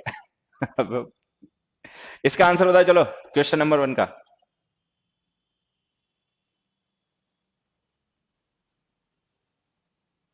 11 वाले 1000 ऑफ रुपीज होगा या 1000 रुपीज होगा। बेटा थाउजेंड्स ऑफ रुपीज भी लिख सकते हैं, 1000 रुपीज भी लिख सकते हैं, 1000 रुपीज भी लिख सकते हैं। Rupees, 1000 rupees. तुम इतने बद्ध हो तुम लोग, ठीक है। देखो अब ये इतने मूर्ख हैं, इनके हिसाब से अ डजन सिंगुलर है, अब मिलियन भी सिंगुलर है, ठीक है, 100 भी सिंगुलर है, ठीक है, अब बिलियन भी सिंगुलर है। बेटा एक चीज सीखो, इंग्लिश में बस वन जो होता है ना वही होता है सिंगुलर, बाकी सब प्लूरल होता है, समझे? ये मल्टीपल सिंगुलर कहां से बना लिए, ये भी सिंगुलर है, ये भी सिंगुलर, कितना होता है पता नहीं, देख लेना। बेटा वन सिंगुलर होता है, वन डजन है, वन मिलियन है, ये सब प्लूरल होते हैं।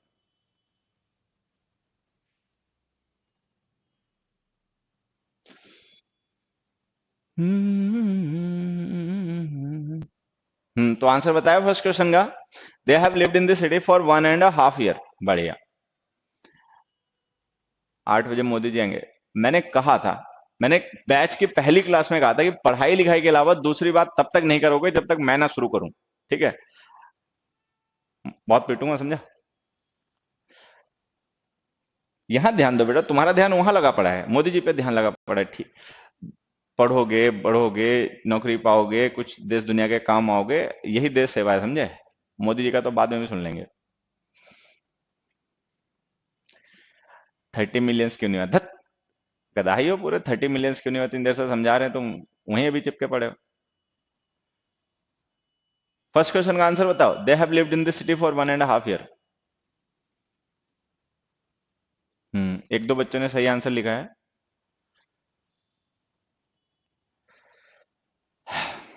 देखो पहला क्वेश्चन तो है बहुत आसान, ठीक है, फर्स्ट क्वेश्चन बहुत आसान है, तुम अपना टाइम लगा लो, वो तुम्हारी मर्जी है, ठीक है? हाँ, कि तुम अपने आप टाइम लगा लो, उसको नहीं समझ पाओ वो अलग बात है, तुम्हारी मर्जी है। लेकिन ये जो क्वेश्चन सामने तुम लोगों को दिख रहे हैं ना, इनमें से सबसे आसान क्वेश्चन ही फर्स्ट है, ठीक? अब चलो खैर मैं समझाता हूँ कि फर्स्ट में है क्या। देखो ये हमने लिखा 1.5 ईयर, इसमें मेन वर्ड जो है ना ये ईयर है, मतलब जो फॉर प्रिपरेशन है, इस प्रिपरेशन का ऑब्जेक्ट जो है वो है ईयर। हाउ मेनी ईयर बताने के लिए हमने एक मॉडिफायर फ्रेज लिख दी, 1.5। एक ये 1.5 जो है ना ये मॉडिफायर फ्रेज है, मॉडिफाइंग है, जो डिस्क्राइब कर रही है ईयर को, ठीक है? हाँ, अब समझना 1.5 का मतलब क्या हुआ। 1.5 का मतलब हुआ ये प्लस ये, भाई एंड क्यूमुलेटिव कंजंक्शन होता है, कनेक्ट कर देता है, एंड क्यूमुलेटिव कंजंक्शन होता है, जोड़ने का काम करता है। तो 1.5 का मतलब हो गया इतना, ठीक? अब ये जो हमने न्यूमरल लिखा है ना, देखो वन एक नंबर है, हाफ एक नंबर है, दोनों को जोड़ दिया तो ये हो गया 1.5 इतना, तो ये हो गया मोर देन वन। अब हमें पता है कि one is singular and anything which is more than one is plural, एक से ज्यादा जो होता है प्लुरल होता है। तो ये जो 1.5 हमने नंबर लिखा ना ये प्लुरल हो गया। अब इसके साथ कोई भी नाउन हम लिखेंगे तो हमें प्लुरल फॉर्म में लिखना पड़ेगा ईयर्स, तो हमें इसको लिखना पड़ेगा 1.5 ईयर्स। देखो मैं शॉर्ट में समझा देता हूं कहानी क्या है। इंग्लिश में हमने पढ़ा है कि जो वन होता है यूनिट फॉर्म होती है वो होती है सिंगुलर। अच्छा मोर देन वन जो होता है वो होता है प्लुरल, ठीक है?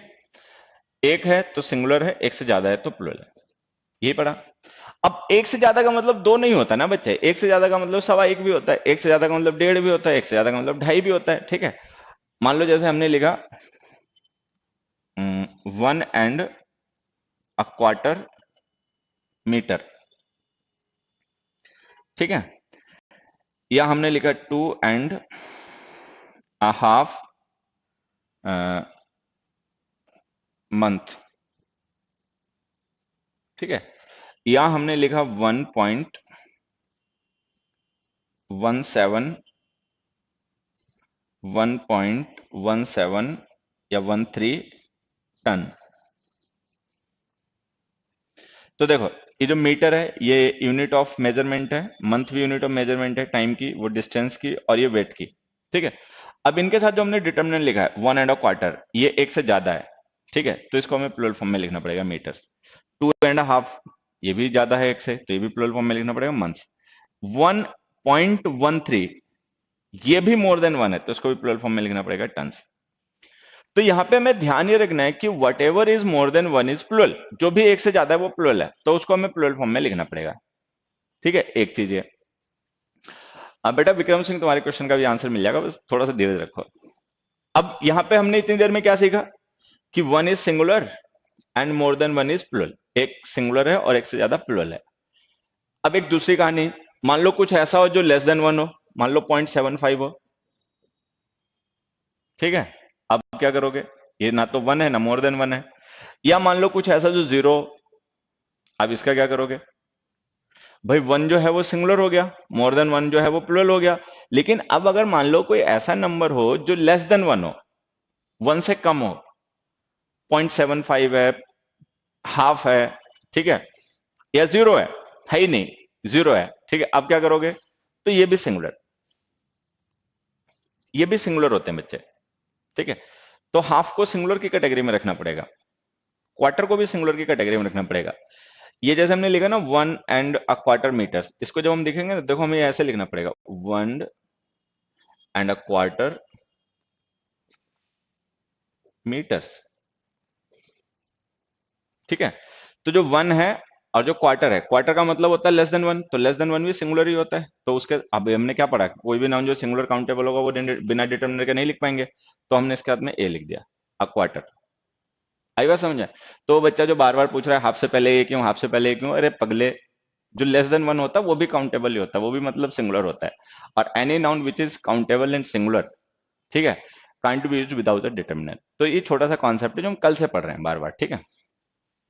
खैर चलो, अब जब ये बातें सारी तुम्हें समझ में आ गई हो तो आंसर भी समझ में आ गया होगा। 1.5 years, यह है आंसर। लेकिन अब एक दूसरी चीज भी समझ लो लगे हाथ, जब हम इतनी मेहनत कर ही रहे हैं तो इसको एक और तरीके से भी समझ लो। ये जो 1.5 years हमने लिखा है ना,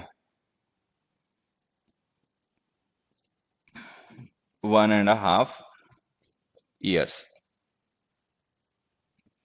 इसी को अगर हम चाहें तो ऐसे भी लिख सकते हैं 1.5 years।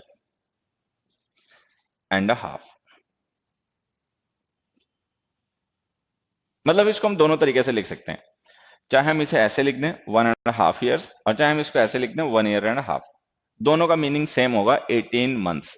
दोनों का ही मतलब सेम होगा, 18 months, ठीक है। 1.5 years, 1 year and a half। अब देखो इसमें हमने क्या किया, ये मैं समझा देता हूं हमने किया क्या, ठीक है। ये जो वन है और हाफ है, ये डिटर्मिनर्स हैं, हमने इनको एंड से जोड़ दिया, ठीक है। फिर उसके बाद नाउन लिखा। अब वो जो नाउन हमने लिखा है वो हमने लिखा 1.5 के साथ में, जिसकी वैल्यू है इतनी, तो ये मोर देन वन हो गया। तो मोर देन वन हो जाने की वजह से हमने इसको प्लुरल फॉर्म में लिखा, ईयर्स। डन। अच्छा यहां आते हैं, यहां देखो क्या कहानी है। यहां हमने लिखा 1 year and a half। यहाँ पे जो हमने नाउन था ना, वो पहले वाले डिटर्मिनर के साथ लिख दिया जिसकी वैल्यू है सिंगुलर, ठीक है। बाद वाले नाउन के साथ लिखा नहीं, वो अंडरस्टूड हो गया। चाहो तो अपना लिख सकते हो 1 year and a half year, ठीक है, लेकिन नहीं लिखोगे तब भी ठीक है, वो ईयर पहले लिख दिया तो अंडरस्टूड है कि हाफ का नाउन ईयर है, ठीक। तो यहाँ पे हमने नाउन को पहले वाले डिटर्मिनर के साथ में लिख दिया, बाद वाले डिटर्मिनर के साथ लिखा नहीं, वो अंडरस्टूड हो गया। तो अगर हम दोनों डिटर्मिनर्स को पहले जोड़ लेंगे, वन और हाफ को, तो उनकी वैल्यू प्लुरल हो जाएगी, तो हम नाउन को प्लुरल फॉर्म में लिखेंगे।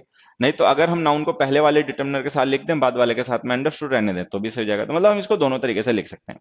हम इसको वन, ठीक है, एंड 3 quarters, बिल्कुल बच्चे, ठीक है, ये आ गया समझ में। अब आ जाओ सेकंड क्वेश्चन के आंसर पे। सेकंड क्वेश्चन का भी आंसर बताओ तो देखो कुछ समझ में आया तुम लोगों को तो। सेकंड क्वेश्चन का आंसर भी बताओ।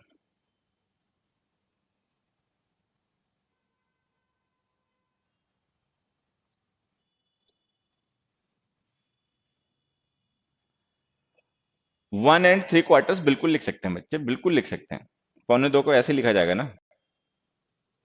नेक्स्ट का आंसर बताओ।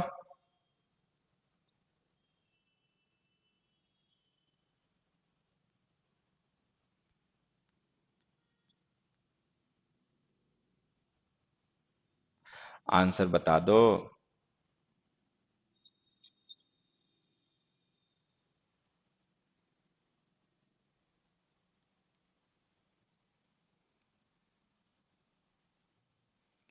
हाँ हाँ हाँ हाँ हाँ। हम्म। बत दो तुम लोग, ठीक है। देखो यहां पे समझना,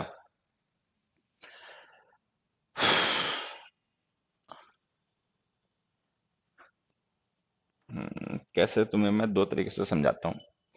पहले एक छोटा सा क्वेश्चन है, मैं यहाँ पे चाहूंगा तुम्हारे साथ यूज कर लूं, क्योंकि ये प्रीवियस ईयर का पेपर का क्वेश्चन है, तुम शायद इसे जल्दी आंसर समझ जाओगे। these all mangoes are ripe। जो बच्चे प्रैक्टिस एक्टिस करते हैं प्रीवियस की बुक्स में वो समझ चुके होंगे, और बाकियों को मैं बता देता हूं। ये सीजीएल मेंस के पेपर में आया हुआ क्वेश्चन है, कॉमन एयर के पार्ट में आया था, ठीक है। These all mangoes are ripe. एक बार इसका आंसर बताएं अगर तुम लोगों को समझ में आ रहा हो बच्चे। हाँ, उसका आंसर मैं बता देता हूं अभी। पहले एक बार तुम लोग इसका आंसर बताओ, these all mangoes are ripe.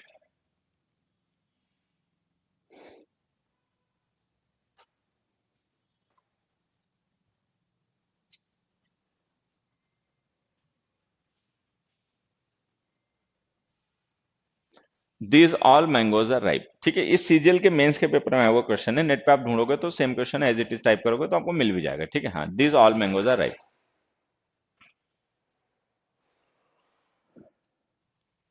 Is नहीं बेटा, आर आएगा, क्योंकि मैंगोज नाउन प्लूरल है, मूर्खता कम दो।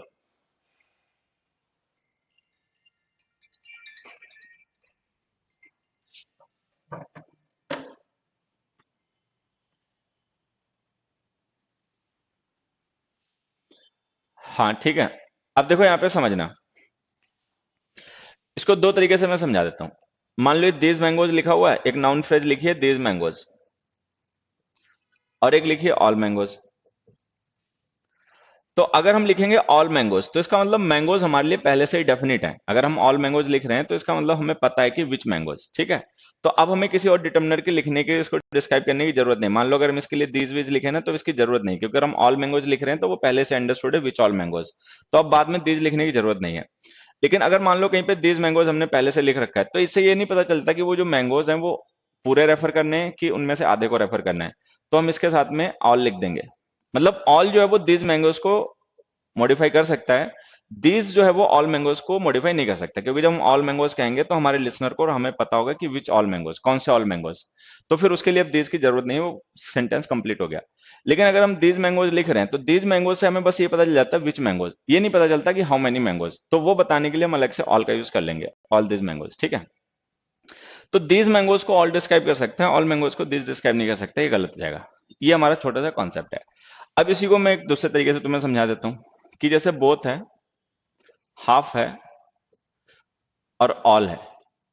ये जो तीनों वर्ड्स होते हैं ना, ये वैसे तो प्रोनाउन भी होते हैं और ये डिटर्मिनर्स भी होते हैं। हाफ, बोथ, ऑल जो है ना, अगर हम इनको ऑफ के साथ लिखें, जैसे एक बच्चा इसमें कमेंट करके लिख रहा है, ठीक है। अगर हम इन्हें वैसे लिखें, जैसे अगर हम ऐसे लिखें ऑल ऑफ दिस मैंगोज, तो ये जो ऑल होगा ना इसे हम कहेंगे प्रोनाउन, ठीक। ऑल मैंगोज लिख रहे हैं तो ये इसे हम कहेंगे डिटर्मिनर, ठीक।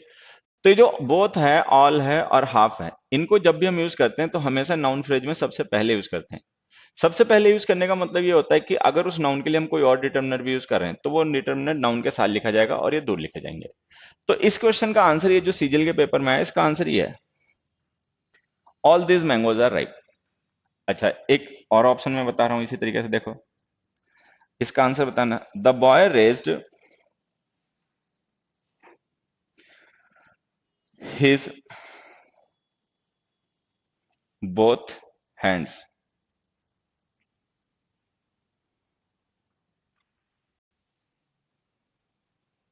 बिल्कुल बच्चे, आंसर सतीश कुमार, अब तुम सही बता रहे हो, ठीक है। एक एक क्वेश्चन और लिख गया, इसका विचार आंसर बता दो। The boy raised his both hands,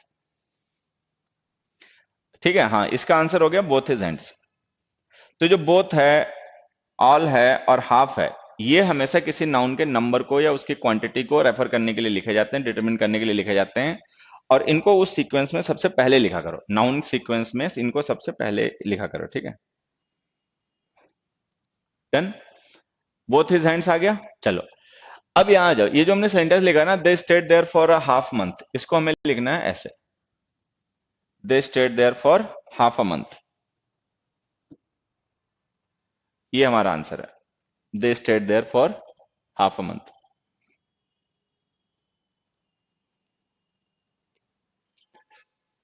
ठीक है। चलो अब एक बात मैं और समझा देता हूं, देखो ऐसे समझना। फिर हमने एक सेंटेंस लिखा, देखो इसका आंसर तो यही हो गया। फिर मैं इस सेंटेंस को ऐसे लिखता हूं, they have been waiting for 1.5 week, इसका भी आंसर बताओ। They have been waiting for 1.5 week. ये सारे पेपर में आते हैं, ये सारे क्वेश्चंस, इस टाइप के सारे क्वेश्चंस पेपर में आते हैं, इनको अपना याद रखना, रिवीजन करना अच्छे से। अब इसका आंसर बताओ। They have been waiting for 1.5 week.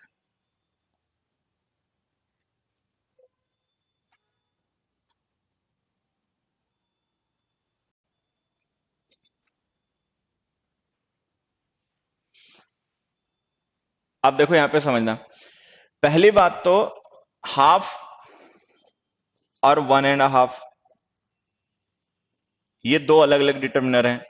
Half की वैल्यू होती है ये, 1.5 की वैल्यू होती है ये। तो पहले तो ये समझ लो कि ये डिफरेंस है। दूसरा डिफरेंस देखो क्या है, कि जब हम 1.5 को एंड, मतलब एंड से प्लुरल कर देंगे, 1.5 को एंड से जोड़ देंगे तो ये प्लुरल हो जाएगा, इसकी वैल्यू प्लुरल हो जाएगी, मोर देन 1 हो जाएगी। तो हमें नाउन को प्लुरल फॉर्म में लिखना पड़ेगा वीक्स। अभी यही पढ़ा था ना थोड़ी देर पहले। जैसे वीक्स लिखोगे वैसे ही जान जाओगे आर्टिकल ए गलत है, क्योंकि वीक्स नाउन प्लुरल हो गया, अब प्लुरल नाउन के साथ ए एन आर्टिकल आते नहीं, तो इसको लिखो हाफ के साथ।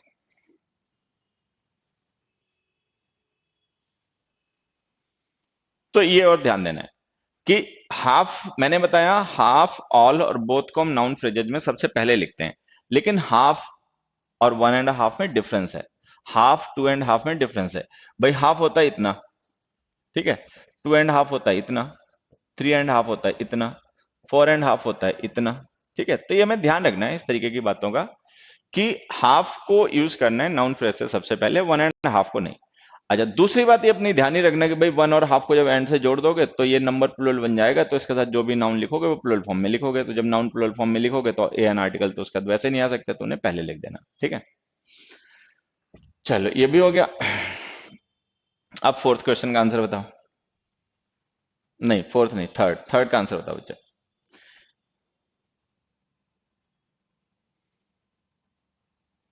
थर्ड का आंसर बताओ। The benevolent millionaire has donated the half money to an NGO.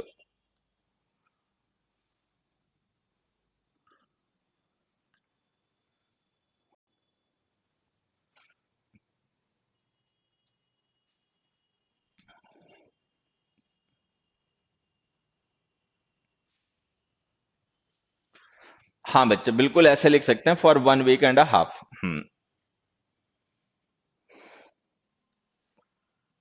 Half a money, बेटा हमने कल पढ़ा था कि मनी अनकाउंटेबल नाउन होता है, उसके साथ में एन आर्टिकल नहीं लिख सकते, ठीक है, ये ध्यान रखना।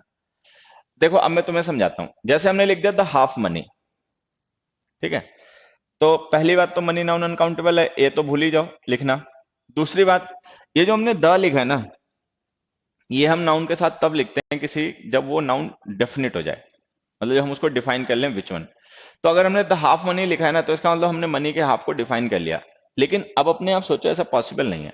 मान लो किसी पर्सन के पास में 20,000 रुपए हैं और उसने 10,000 रुपए खर्च कर दिए, तो अब हम ये डिफाइन नहीं कर पाएंगे कि विच हाफ, कौन से 10,000 रुपए, क्योंकि जो मनी होती है ना वो मास फॉर्म में होती है, उसके कोई डेडिकेटेड मतलब पार्ट्स नहीं होते जो हम बता लेंगे यहां से लेकर यहां तक हाफ, या इसके बाद का हाफ, ठीक है। तो उसके हाफ डिस्टिंक्ट नहीं होते, तो जब डिस्टिंक्ट हाफ होते नहीं है तो हम हाफ को डिफाइन तो कर नहीं सकते विच हाफ, तो ये द हटा लो। देखो जैसे मनी है, लैंड है, फूड है, ठीक है। एक मिनट बच्चों, एक मिनट अभी बताता हूँ तुम लोगों को।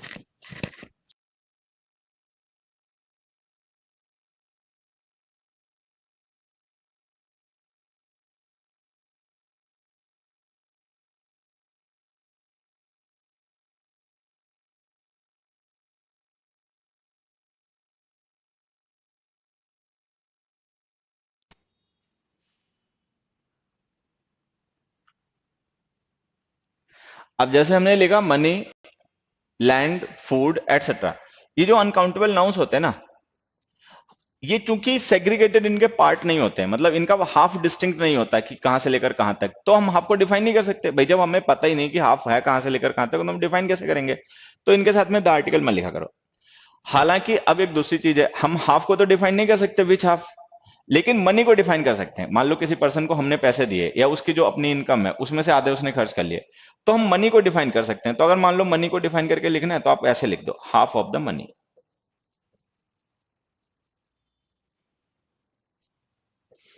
फिर चाहो इस ऑफ को ड्रॉप भी कर सकते हो, कई बार लोग होता है ऑफ का यूज नहीं करते हैं, यहाँ पे ऑफ ऑफ को हटा देते हैं, ठीक है। मतलब चाहो अपना लिख दो, चाहो तो नहीं लिखो, ठीक है। तो इसको हम लिख सकते हैं हाफ ऑफ द मनी, लेकिन द हाफ मनी नहीं लिख सकते। द हाफ मनी इसलिए नहीं लिख सकते क्योंकि हम हाफ को डिफाइन नहीं कर सकते लेकिन मनी को डिफाइन कर सकते हैं, ये ध्यान रखना है। दूसरी चीज देखो, एक और समझाता हूं यहाँ पे। अब मान लो मैंने एक सेंटेंस लिखा, और we did not like the first half of the movie. We did not like the first half of the movie, ठीक है। बेनेवलेंट का मतलब बच्चे परोपकारी होता है, दूसरों के बारे में अच्छा सोचने वाला, दूसरों पे दया करने वाला, ठीक है। अब हमने लिखा we did not like the first half of the movie. तो अब देखो मूवी जो होती है ना, इसके हाफ डिस्टिंक्ट होते हैं भैया, एक इंटरवल से पहले हो गया हाफ और एक इंटरवल के बाद हो गया। तो मूवी के हाफ को तो हम डिफाइन कर सकते हैं, विच हाफ, पहले वाला या बाद वाला। तो ये जो हमने the first half of the movie लिखा ना, ये लो सही भी हो गया। तो मतलब जिन, जैसे क्लास होती है, मान लो 3 घंटे की क्लास है तो बीच में उसका एक ब्रेक है, ठीक है, तो फर्स्ट हाफ हो गया, सेकंड हाफ हो गया। तो जहां पे डिफाइन कर सकते हैं हाफ को, वहां तो द लिख लेना, लेकिन अनकाउंटेबल नाउन्स में तो हाफ होता ही नहीं, उसके डिस्टिंक्ट पार्ट नहीं होते, तो हम कैसे डिफाइन कर पाएंगे। तो उसके साथ में मत लिखना, ठीक है, ये ध्यान रखना। इस टाइप के सारे क्वेश्चंस आते हैं। फिर से बता रहा हूं, मनी को डिफाइन कर सकते हैं, हाफ को डिफाइन नहीं कर सकते। तो अगर मनी को डिफाइन करना हो तो ऐसे लिख देना, हाफ ऑफ द मनी, ठीक है। चल, क्वेश्चन नंबर 4 देखो, 3/4 of the syllabus is still incomplete. एक काम करते हैं, मैं फोर्थ क्वेश्चन पे बाद में लाता हूं तुम लोगों को, 2 क्वेश्चन अपने पास से लिख रहा हूं, जरा एक बार तुम लोग इनके आंसर बताना। या चलो छोड़ो, बाद में पूछ लूंगा, फोर्थ का आंसर बताओ। फोर्थ भी डिस्कस हो जाएगा, फिर एक साथ ही एक कॉन्सेप्ट है छोटा सा, उस पर भी बेस्ट पेपर में कई बार क्वेश्चन आते हैं, मैं भी पूछ लूंगा, ठीक है।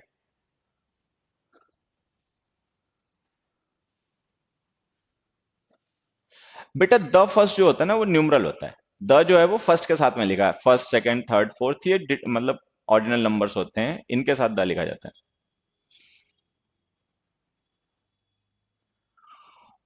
हरिओम।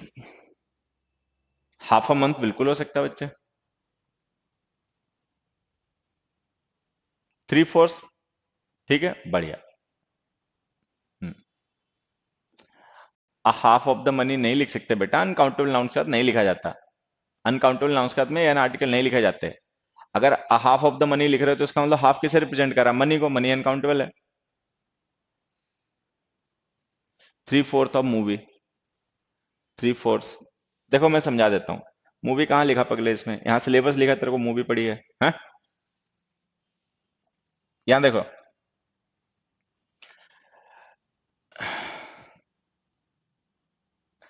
पहले तो एक चीज समझना छोटी सी, जैसे तुम लोगों ने पढ़ा होगा कि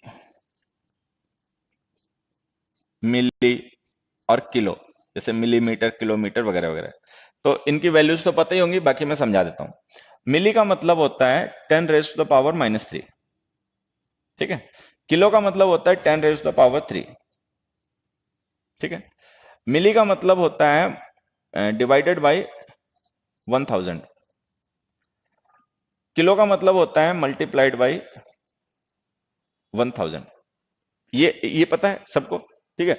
अब इसी को मैं दूसरे तरीके से समझा देता हूँ। जैसे हम जो डेसिमल सिस्टम में राउंड ऑफ करते हैं नंबर्स को, वंस में, टेंस में, हंड्रेड्स में, थाउजेंड्स में, ठीक है, ऐसे यहां पे टेंथ्स भी होते हैं, पार्ट पार्ट फ्रैक्शन, हंड्रेड्स भी होते हैं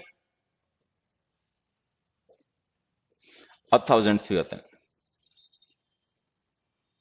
अब ये क्या है थाउजेंड वगैरह, ये देखो मैं समझा देता हूं। जैसे ये 10 है और ये 10th है, ये 5 है और ये 5th है, ये 4 है और ये 4th है, ये 6 है और ये 6th है, ये 7 है और ये 7th है, ये 9 है और ये 9th है। ठीक है, ऐसे होता है। तो ये हमने फोर्थ लिखा ना, फोर्थ का मतलब पता है क्या? फोर्थ का मतलब है 1/4 भाई, जैसे ये 4 है और ये फोर्थ है। अब देखो, मान लो कोई एक टोटल अमाउंट है या एक टोटल नंबर है, कुछ भी मान लो ये 40 लोग हैं, या मान लो ये 40 लीटर पानी है, कुछ भी मान लो, और हमने इसके हिस्से कर दिए कुछ, मतलब मान लो हमने इसके इक्वल पार्ट्स कर दिया, 3 इक्वल पार्ट्स कर दिया। ठीक है, 40 नहीं 30 मान लो। अब हर एक पार्ट एक थर्ड हो गया। ठीक है, तो एक थर्ड ये हो गया, एक थर्ड ये हो गया, एक थर्ड ये हो गया, मतलब और तीनों को मिलके एक टोटल कंप्लीट होल क्रिएट हो गया। ठीक, अब होगा क्या, ये जो 1/3 पार्ट है ना, इसे हम कहते हैं थर्ड। थर्ड का मतलब 1/3।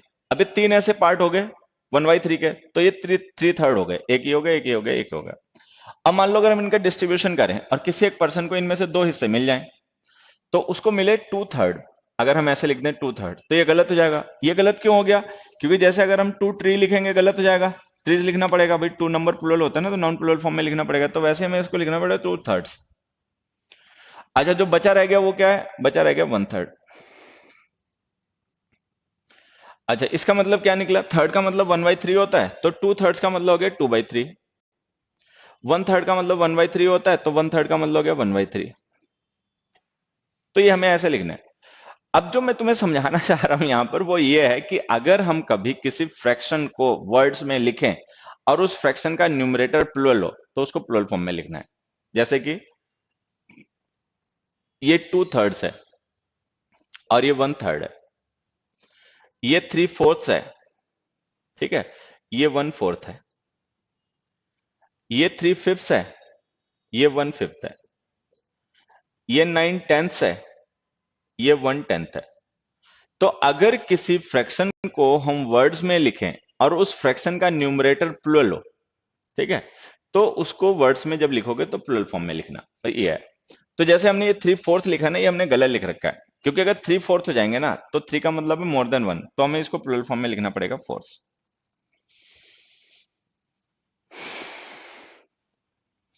तो अगर हम कभी किसी फ्रैक्शन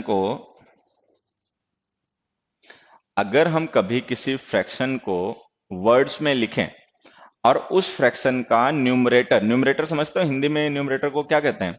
अंश। ठीक है, जैसे हमने 3/5 लिखा, तो इसमें 5 जो है ये डिनोमिनेटर है, और दिमाग से निकल गया अभी मैं क्या कह रहा था, न्यूमरेटर। ठीक है, अब इसको हिंदी में कहते हैं अंश और इसको कहते हैं हर, ये कहते हैं शायद।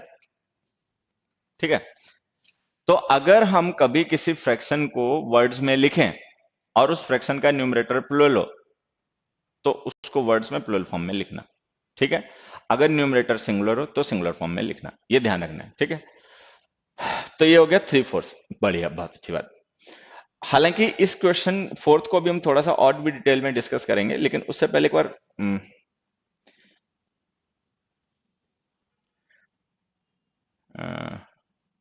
चलो अच्छा, मैं फोर्थ हो गया। एक क्वेश्चन और लिखता हूं तुम लोगों के लिए, अपने आप सही करके से मुझे आंसर बताना। They have they have finished they have finished 2/5 work with our help। ठीक है, इसका लो आंसर बताओ। They have finished 2/5 works. एक मिनट तो ज्यादा गलत हो गया, छोड़ो। दे हैव फिनिश्ड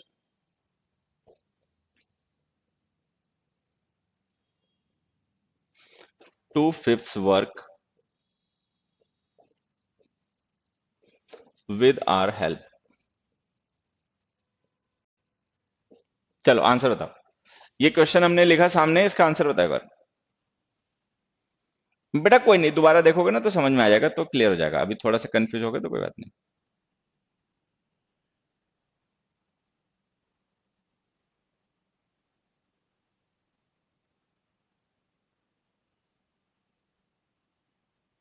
चलो भाई आंसर बताओ।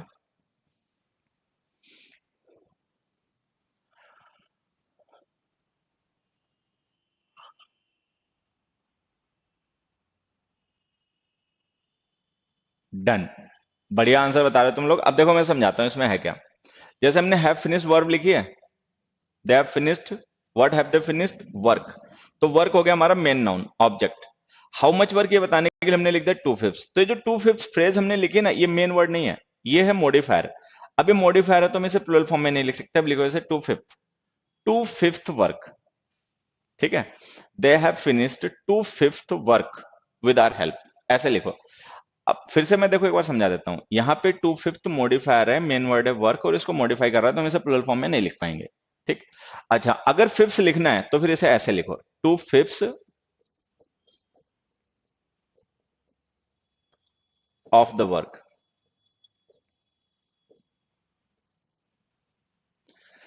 तो ये और ध्यान रखना कि हमने कहा कि भाई अगर हम किसी फ्रैक्शन को अगर हम किसी फ्रैक्शन को वर्ड्स में लिखेंगे, ठीक है, और उसका न्यूमरेटर प्लुरल होगा तो हम इसे प्लुरल फॉर्म में लिखेंगे। लेकिन अगर हम उस फ्रैक्शन को मॉडिफायर बना के किसी नाउन के साथ लिख देंगे तो फिर प्लुरल फॉर्म में नहीं लिखना। नाउन मॉडिफायर्स प्लुरल फॉर्म में नहीं लिखे जाते, ये ध्यान रखना। ठीक है, ये वही कॉन्सेप्ट है, उसी को हम घुमा घुमा के अलग अलग टाइप के एग्जांपल्स के साथ में समझ रहे हैं कि किस किस टाइप के एग्जांपल पेपर में आते हैं। ठीक है, तो नाउन मॉडिफायर्स को प्लुरल फॉर्म में नहीं लिखना है, ये ध्यान रखना है। अभी जो बात मैंने तुम्हें समझाई है, इस पे बेस मुझे एक अच्छा क्वेश्चन याद आ रहा जो कभी एफसीआई के पेपर में आया। क्वेश्चन देखो क्या है। एक क्वेश्चन तो ये है, my uncle owns 50 acre of wetland। ठीक है, दूसरा है, ये पेपर में आया जो मैंने पहले लिख दिया। अब एक मैं इसी को अपनी तरफ से लिख देता हूं थोड़ा चेंज करके, my uncle owns 50 acres wetland। चलो ये दोनों ए और बी क्वेश्चन देखो और बताओ सही है या गलत है, और अगर इनमें कुछ गलत हो तो कैसे सही कर सकते हैं।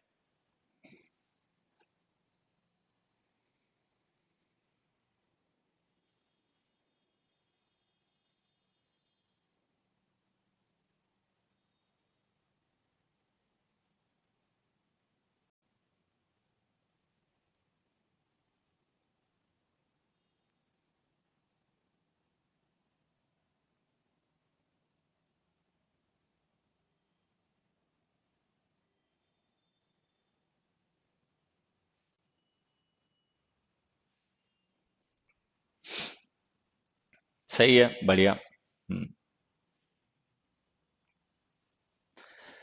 देखो, अब जैसे मैं, हालांकि आंसर तुम लोगों के सही हैं, ज्यादातर के आंसर सही हैं। अब मैं जो समझा रहा हूं उसको ध्यान से सुनना। यहां पे वर्ब है ओन्स, ठीक है, अब प्रीपोजिशन है ऑफ। प्रीपोजिशन का ऑब्जेक्ट है वेटलैंड, ठीक है, लेकिन ये जो वर्ब है ना, इसका ऑब्जेक्ट है एकड़। एकड़ पता ही होगा तुम्हें, यूनिट ऑफ एरिया होती है। तो ये एकड़ जो है ना, ये एक नाउन है। इसको हमने इस ऑन वर्ब का ऑब्जेक्ट बना रखा है। ये यूनिट ऑफ एरिया होती है, मतलब एरिया की यूनिट होती है एकड़। और ऐसी टोटल 50 यूनिट्स हैं। तो अगर 50 यूनिट है तो इसका मतलब ये मोर देन वन हो गया, मोर देन वन हो गया तो ये प्लुरल हो गया, तो इसको प्लुरल फॉर्म में लिखना पड़ेगा acres. My uncle owns 50 acres of wetland, ये आंसर हो गया। अच्छा यहां आते हैं, यहां देखें तो प्रिपोजिशन है ही नहीं, यहां पे केवल वर्ब है ओन्स, और उस वर्ब का ऑब्जेक्ट है wetland. My uncle owns wetland. How much wetland ये बताने के लिए हमने 50 एकड़ को मॉडिफायर बना के लिख दिया। अभी जो 50 एकड़ हमने लिखा ना, वेटलैंड का मॉडिफायर है। अभी चूंकि इसका मॉडिफायर है तो हमें पता है कि मॉडिफायर तो प्लुरल फॉर्म में लिखे नहीं जा सकते, तो इसको एकड़ लिख दो। 50 एकड़ वेटलैंड, तो मेन नाउन वेटलैंड हो गया, 50 एकड़ उसका मॉडिफायर हो गया। ठीक है, ये ऐसे हो गया। तो यहां से हमने ये सीखा कि नाउन मॉडिफायर्स कभी भी प्लुरल फॉर्म में नहीं लिखने हैं। अगर हमें किसी न्यूमरेटर को वर्ड्स में लिखना है और उस न्यूमरेटर का प्लुरल, मतलब न्यूमरेटर प्लुरल है, तो हम उस न्यूमरेटर को वर्ड्स में जब लिखेंगे तो प्लुरल फॉर्म में लिखेंगे। ठीक है। चलो, अब आ जाओ क्वेश्चन नंबर 5 पे। 1/3 of the students has qualified the examination. Question number 5 का आंसर बताओ। क्वेश्चन नंबर 5 का आंसर बताओ बच्चों एक बार।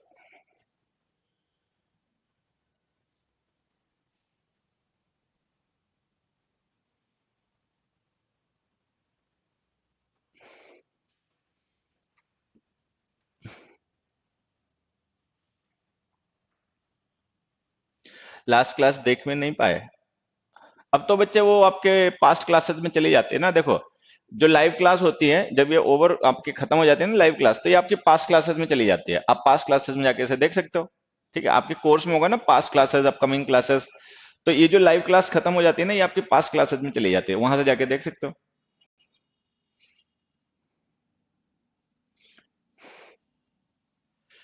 चलो, आंसर ज्यादा तुम लोगों ने गेस कर लिया। अब देखो मैं बताता हूं तुम्हें इसका आंसर, समझा देता हूं थोड़ा सा, ऐसा समझना। मान लो हमने एक सेंटेंस लिखा, half of the students dash absent। ठीक है, दूसरा हमने लिखा,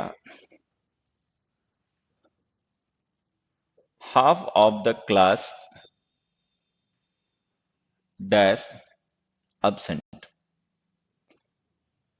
ठीक है, तीसरा हमें लिखा,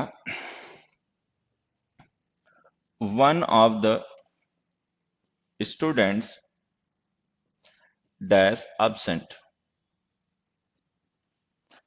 फोर्थ हमने लिखा, many of the students dash absent।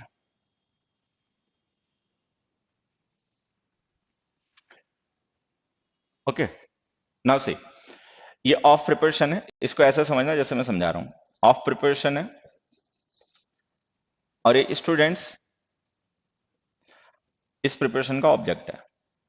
तो जो नाउन या प्रोनाउन प्रिपरेशन के ऑब्जेक्ट हो जाते हैं, वो वर्ब के ना सब्जेक्ट हो सकते हैं ना वर्ब के ऑब्जेक्ट हो सकते हैं। तो इसका मतलब यहाँ पे जो हम वर्ब लिखेंगे, उस वर्ब का सब्जेक्ट है वन। वन सिंगुलर होता है तो हमने वर्ब लिख दिया सिंगुलर इज। यहाँ पे सब्जेक्ट है मैनी, मैनी प्लुरल होता है तो हमने यहाँ पे वर्ब लिख दी आर। ये आंसर हो गया हमारा। चलो, इसी हिसाब से देखें तो यहाँ पे ऑफ प्रिपरेशन है, द स्टूडेंट्स इज प्रिपरेशन का ऑब्जेक्ट है। ये ऑफ प्रिपरेशन है, द क्लास इज प्रिपरेशन का ऑब्जेक्ट है। तो जो प्रिपरेशन का ऑब्जेक्ट हो जाते हैं वर्ड्स, वो ना वर्ब के सब्जेक्ट हो सकते हैं ना वर्ब के ऑब्जेक्ट हो सकते हैं। तो इसका मतलब यहाँ पे जो हम वर्ब लिखेंगे, ठीक है, उस वर्ब का सब्जेक्ट होगा हाफ। तो हाफ के अकॉर्डिंग हमें वर्ब लिखनी है। आंसर बताओ, ए और बी जो क्वेश्चन है इनमें आंसर बताओ क्या लिखें। इज लिखें दोनों में, आर लिखें दोनों में, क्या लिखें? ए और बी दोनों सेंटेंस में क्या लिखें?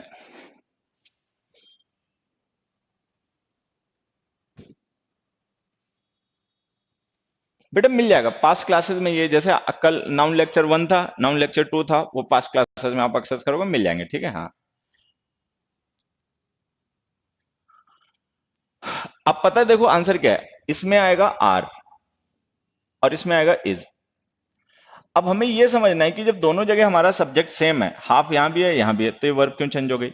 वर्ब तो सेम रहनी चाहिए। असल में वर्ब पता है क्यों चेंज हो गई, समझना है। वर्ब इसलिए चेंज हो गई क्योंकि हाफ एक फ्रैक्शन है। ठीक है, वन जो है फ्रैक्शन नहीं है, ये नेचुरल नंबर है, होल नंबर है। मैनी भी होल नंबर है, ठीक है, लेकिन हाफ है फ्रैक्शन। अब देखो जैसे वन है, वन हाफ होता है टू का, ठीक है। अच्छा, टू हाफ होता है फोर का, फोर हाफ होता है एट का, एट हाफ होता है 16 का, मतलब ऐसे हो गया। ठीक है, उसके बाद में क्या है, वन का हाफ हो गया 0.5, उसका हाफ हो गया 0.25, उसका हाफ हो गया 0.625। बात समझ में आ रही है? तो जो वन है वो खुद एक हाफ है, टू का टू भी हाफ है फोर का, ठीक है। अच्छा, जो वन है उसका हाफ है 0.5 और 0.5 का हाफ है 0.25, उसका हाफ है 0.625। इतने होगा ना, चलो वो देख लेना अपना। तो ये जो हम देख रहे हैं ना यहाँ पे कि जो हाफ है वो एक होल नंबर नहीं, वो एक फ्रैक्शन है। वो वन भी हो सकता है, लेस देन वन भी हो सकता है, मोर देन वन भी हो सकता है। तो हाफ का अपना कोई डेफिनेट नंबर नहीं होता, हाफ एक्चुअली एक फ्रैक्शन है। फ्रैक्शन होने की वजह से इसका नंबर जो होता है सिंगुलर या प्लुरल, वो फिक्स या डेफिनेट नहीं होता, वो वेरी करता रहता है टोटल के अकॉर्डिंग। ठीक है, हाँ, 1 to 5 होगा, 0.125 होता है, हाँ सही बच्चे। फिर उसका हो जाएगा 6 to 5, हाँ सही है। तो हाफ जो है ना बच्चे, ये फ्रैक्शन है, ये होल नंबर नहीं है। तो इसका अपना कोई डेफिनेट सिंगुलर या प्लुरल नंबर नहीं होता, जैसे वन और मैनी का होता है। मैनी डेफिनेट है, प्लुरल वन डेफिनेट है, सिंगुलर। लेकिन हाफ डेफिनेट नहीं हो सकता, इसका नंबर वेरी करता रहता है। वेरी किसके अकॉर्डिंग? वेरी इसके टोटल के अकॉर्डिंग, मतलब अगर इसका टोटल सिंगुलर है तो ये सिंगुलर है, अगर इसका टोटल प्लूरल है तो ये प्लूरल है। अब यहाँ पे हाफ का टोटल है स्टूडेंट्स जो कि प्लूरल है, तो हाफ भी प्लूरल हो गया और हमने वर्ब लिख दी आर। यहाँ पे हाफ का टोटल है क्लास, क्लास सिंगुलर नाउन है तो ये भी सिंगुलर हो गया और हमने वर्ब लिख दी इज। ये कहानी है। एक और एग्जांपल से समझना, जैसे हाफ ऑफ है, मोस्ट ऑफ है, सम ऑफ है, अलॉट ऑफ है, ठीक है, वन थर्ड ऑफ है, टू फिफ्थ ऑफ है, अब प्लेंटी ऑफ है,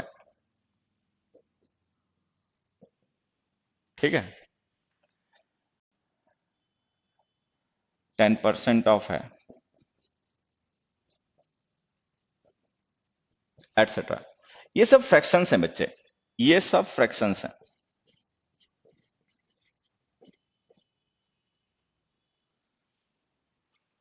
ठीक है बच्चे, जैसे हाफ ऑफ है, मोस्ट ऑफ है, सम ऑफ है, लॉट ऑफ है, वन थर्ड ऑफ है, टू फिफ्थ ऑफ है, अ प्लेंटी ऑफ है, 10% ऑफ है, एटसेट्रा। ये सब फ्रैक्शंस हैं, तो इनका अपना कोई डेफिनेट नंबर नहीं हो सकता।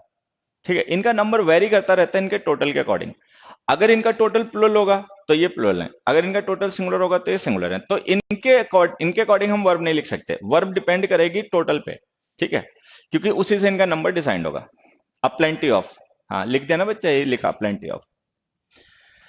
अब यहां देखो, ये जो हमने थ्री फोर्स लिखा था ना, इसको हमने प्लुरल फॉर्म में फोर्स लिखा था, लेकिन ये फ्रैक्शन है और इसका टोटल है सिलेबस जो कि सिंगुलर नाउन है, तो हमने फोर्स को सिंगुलर वर्ब के अकॉर्डिंग इज लिख दिया।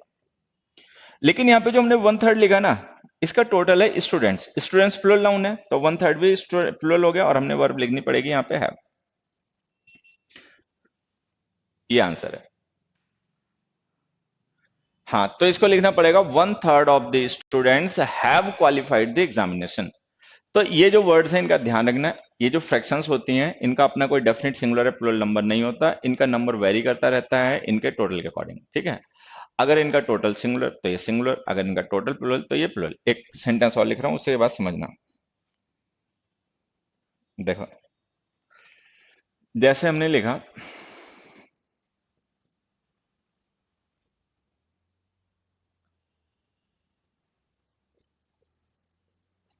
Three fifth of the questions is या आर इजी। ठीक है, दूसरा three fifth of the food is are ready. चलो, अब इनके एक बार आंसर बताओ, किस में इज लिखें किस में आर लिखें? बिल्कुल बच्चे, फ्रिक्शन नहीं फ्रैक्शन। फ्रिक्शन तो होता है घर्षण, फ्रैक्शन, फ्रैक्शन का मतलब पार्ट।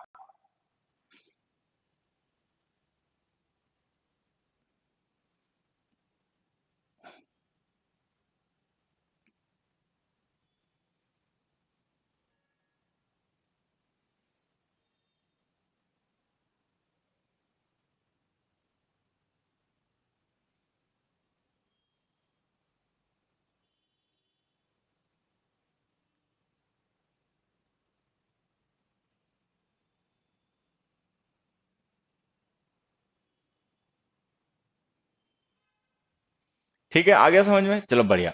अब देखो, यहां पर भी हमने थ्री फोर्स लिखा है, यहां पर भी थ्री फोर्स लिखा है।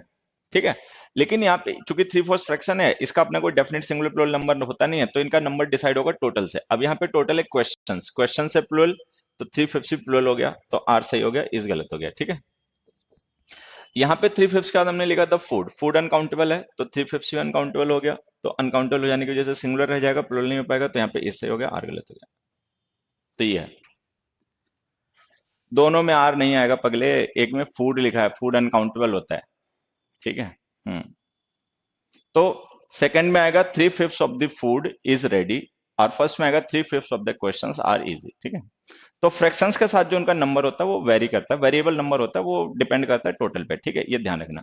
चलो खैर, एक छोटा सा क्वेश्चन और तुम लोगों से। Some of guest have left early. ठीक है, he has solved most of questions. ठीक है, थर्ड,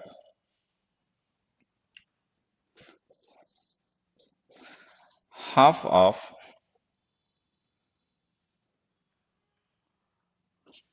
of money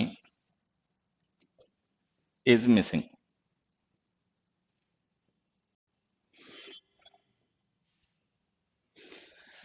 देखो, यहां पे हमने सम को सब्जेक्ट बनाया, यहां पर हाफ को सब्जेक्ट बनाया, और यहाँ पे मोस्ट को ऑब्जेक्ट बनाया। सब्जेक्ट तो नहीं बनाया लेकिन ऑब्जेक्ट बनाया। ठीक है, अब ये जो हाफ है, सम है, मोस्ट है, ये ध्यान रखना, ये फ्रैक्शन होते हैं।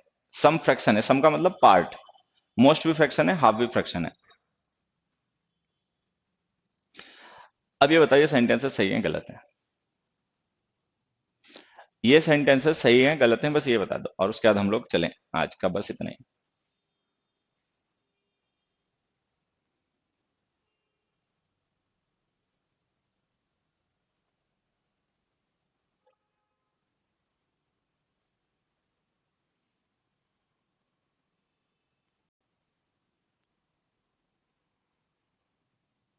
हाँ बढ़िया।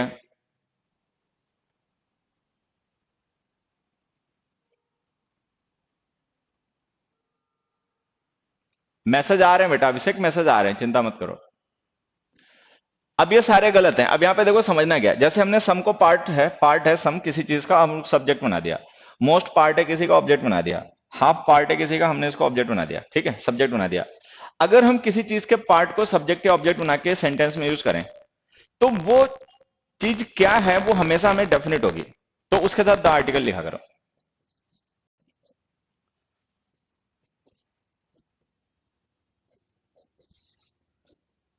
तो इसको लिखो half of the money is missing, उसको लिखो he has solved most of the questions, और इसको लिखो some of the guests have left early. तो यहां पे हमें यह ध्यान रखना है कि जैसे सम ऑफ है, मोस्ट ऑफ है, ऑल ऑफ है, अ लॉट ऑफ है, लॉट्स ऑफ है, ठीक है, वन ऑफ है। मैं एक बार लिख देता हूं, देखो जैसे हमने लिखा one of, each of, either of, neither of, all of, none of, ठीक है, most of, some of, one third of,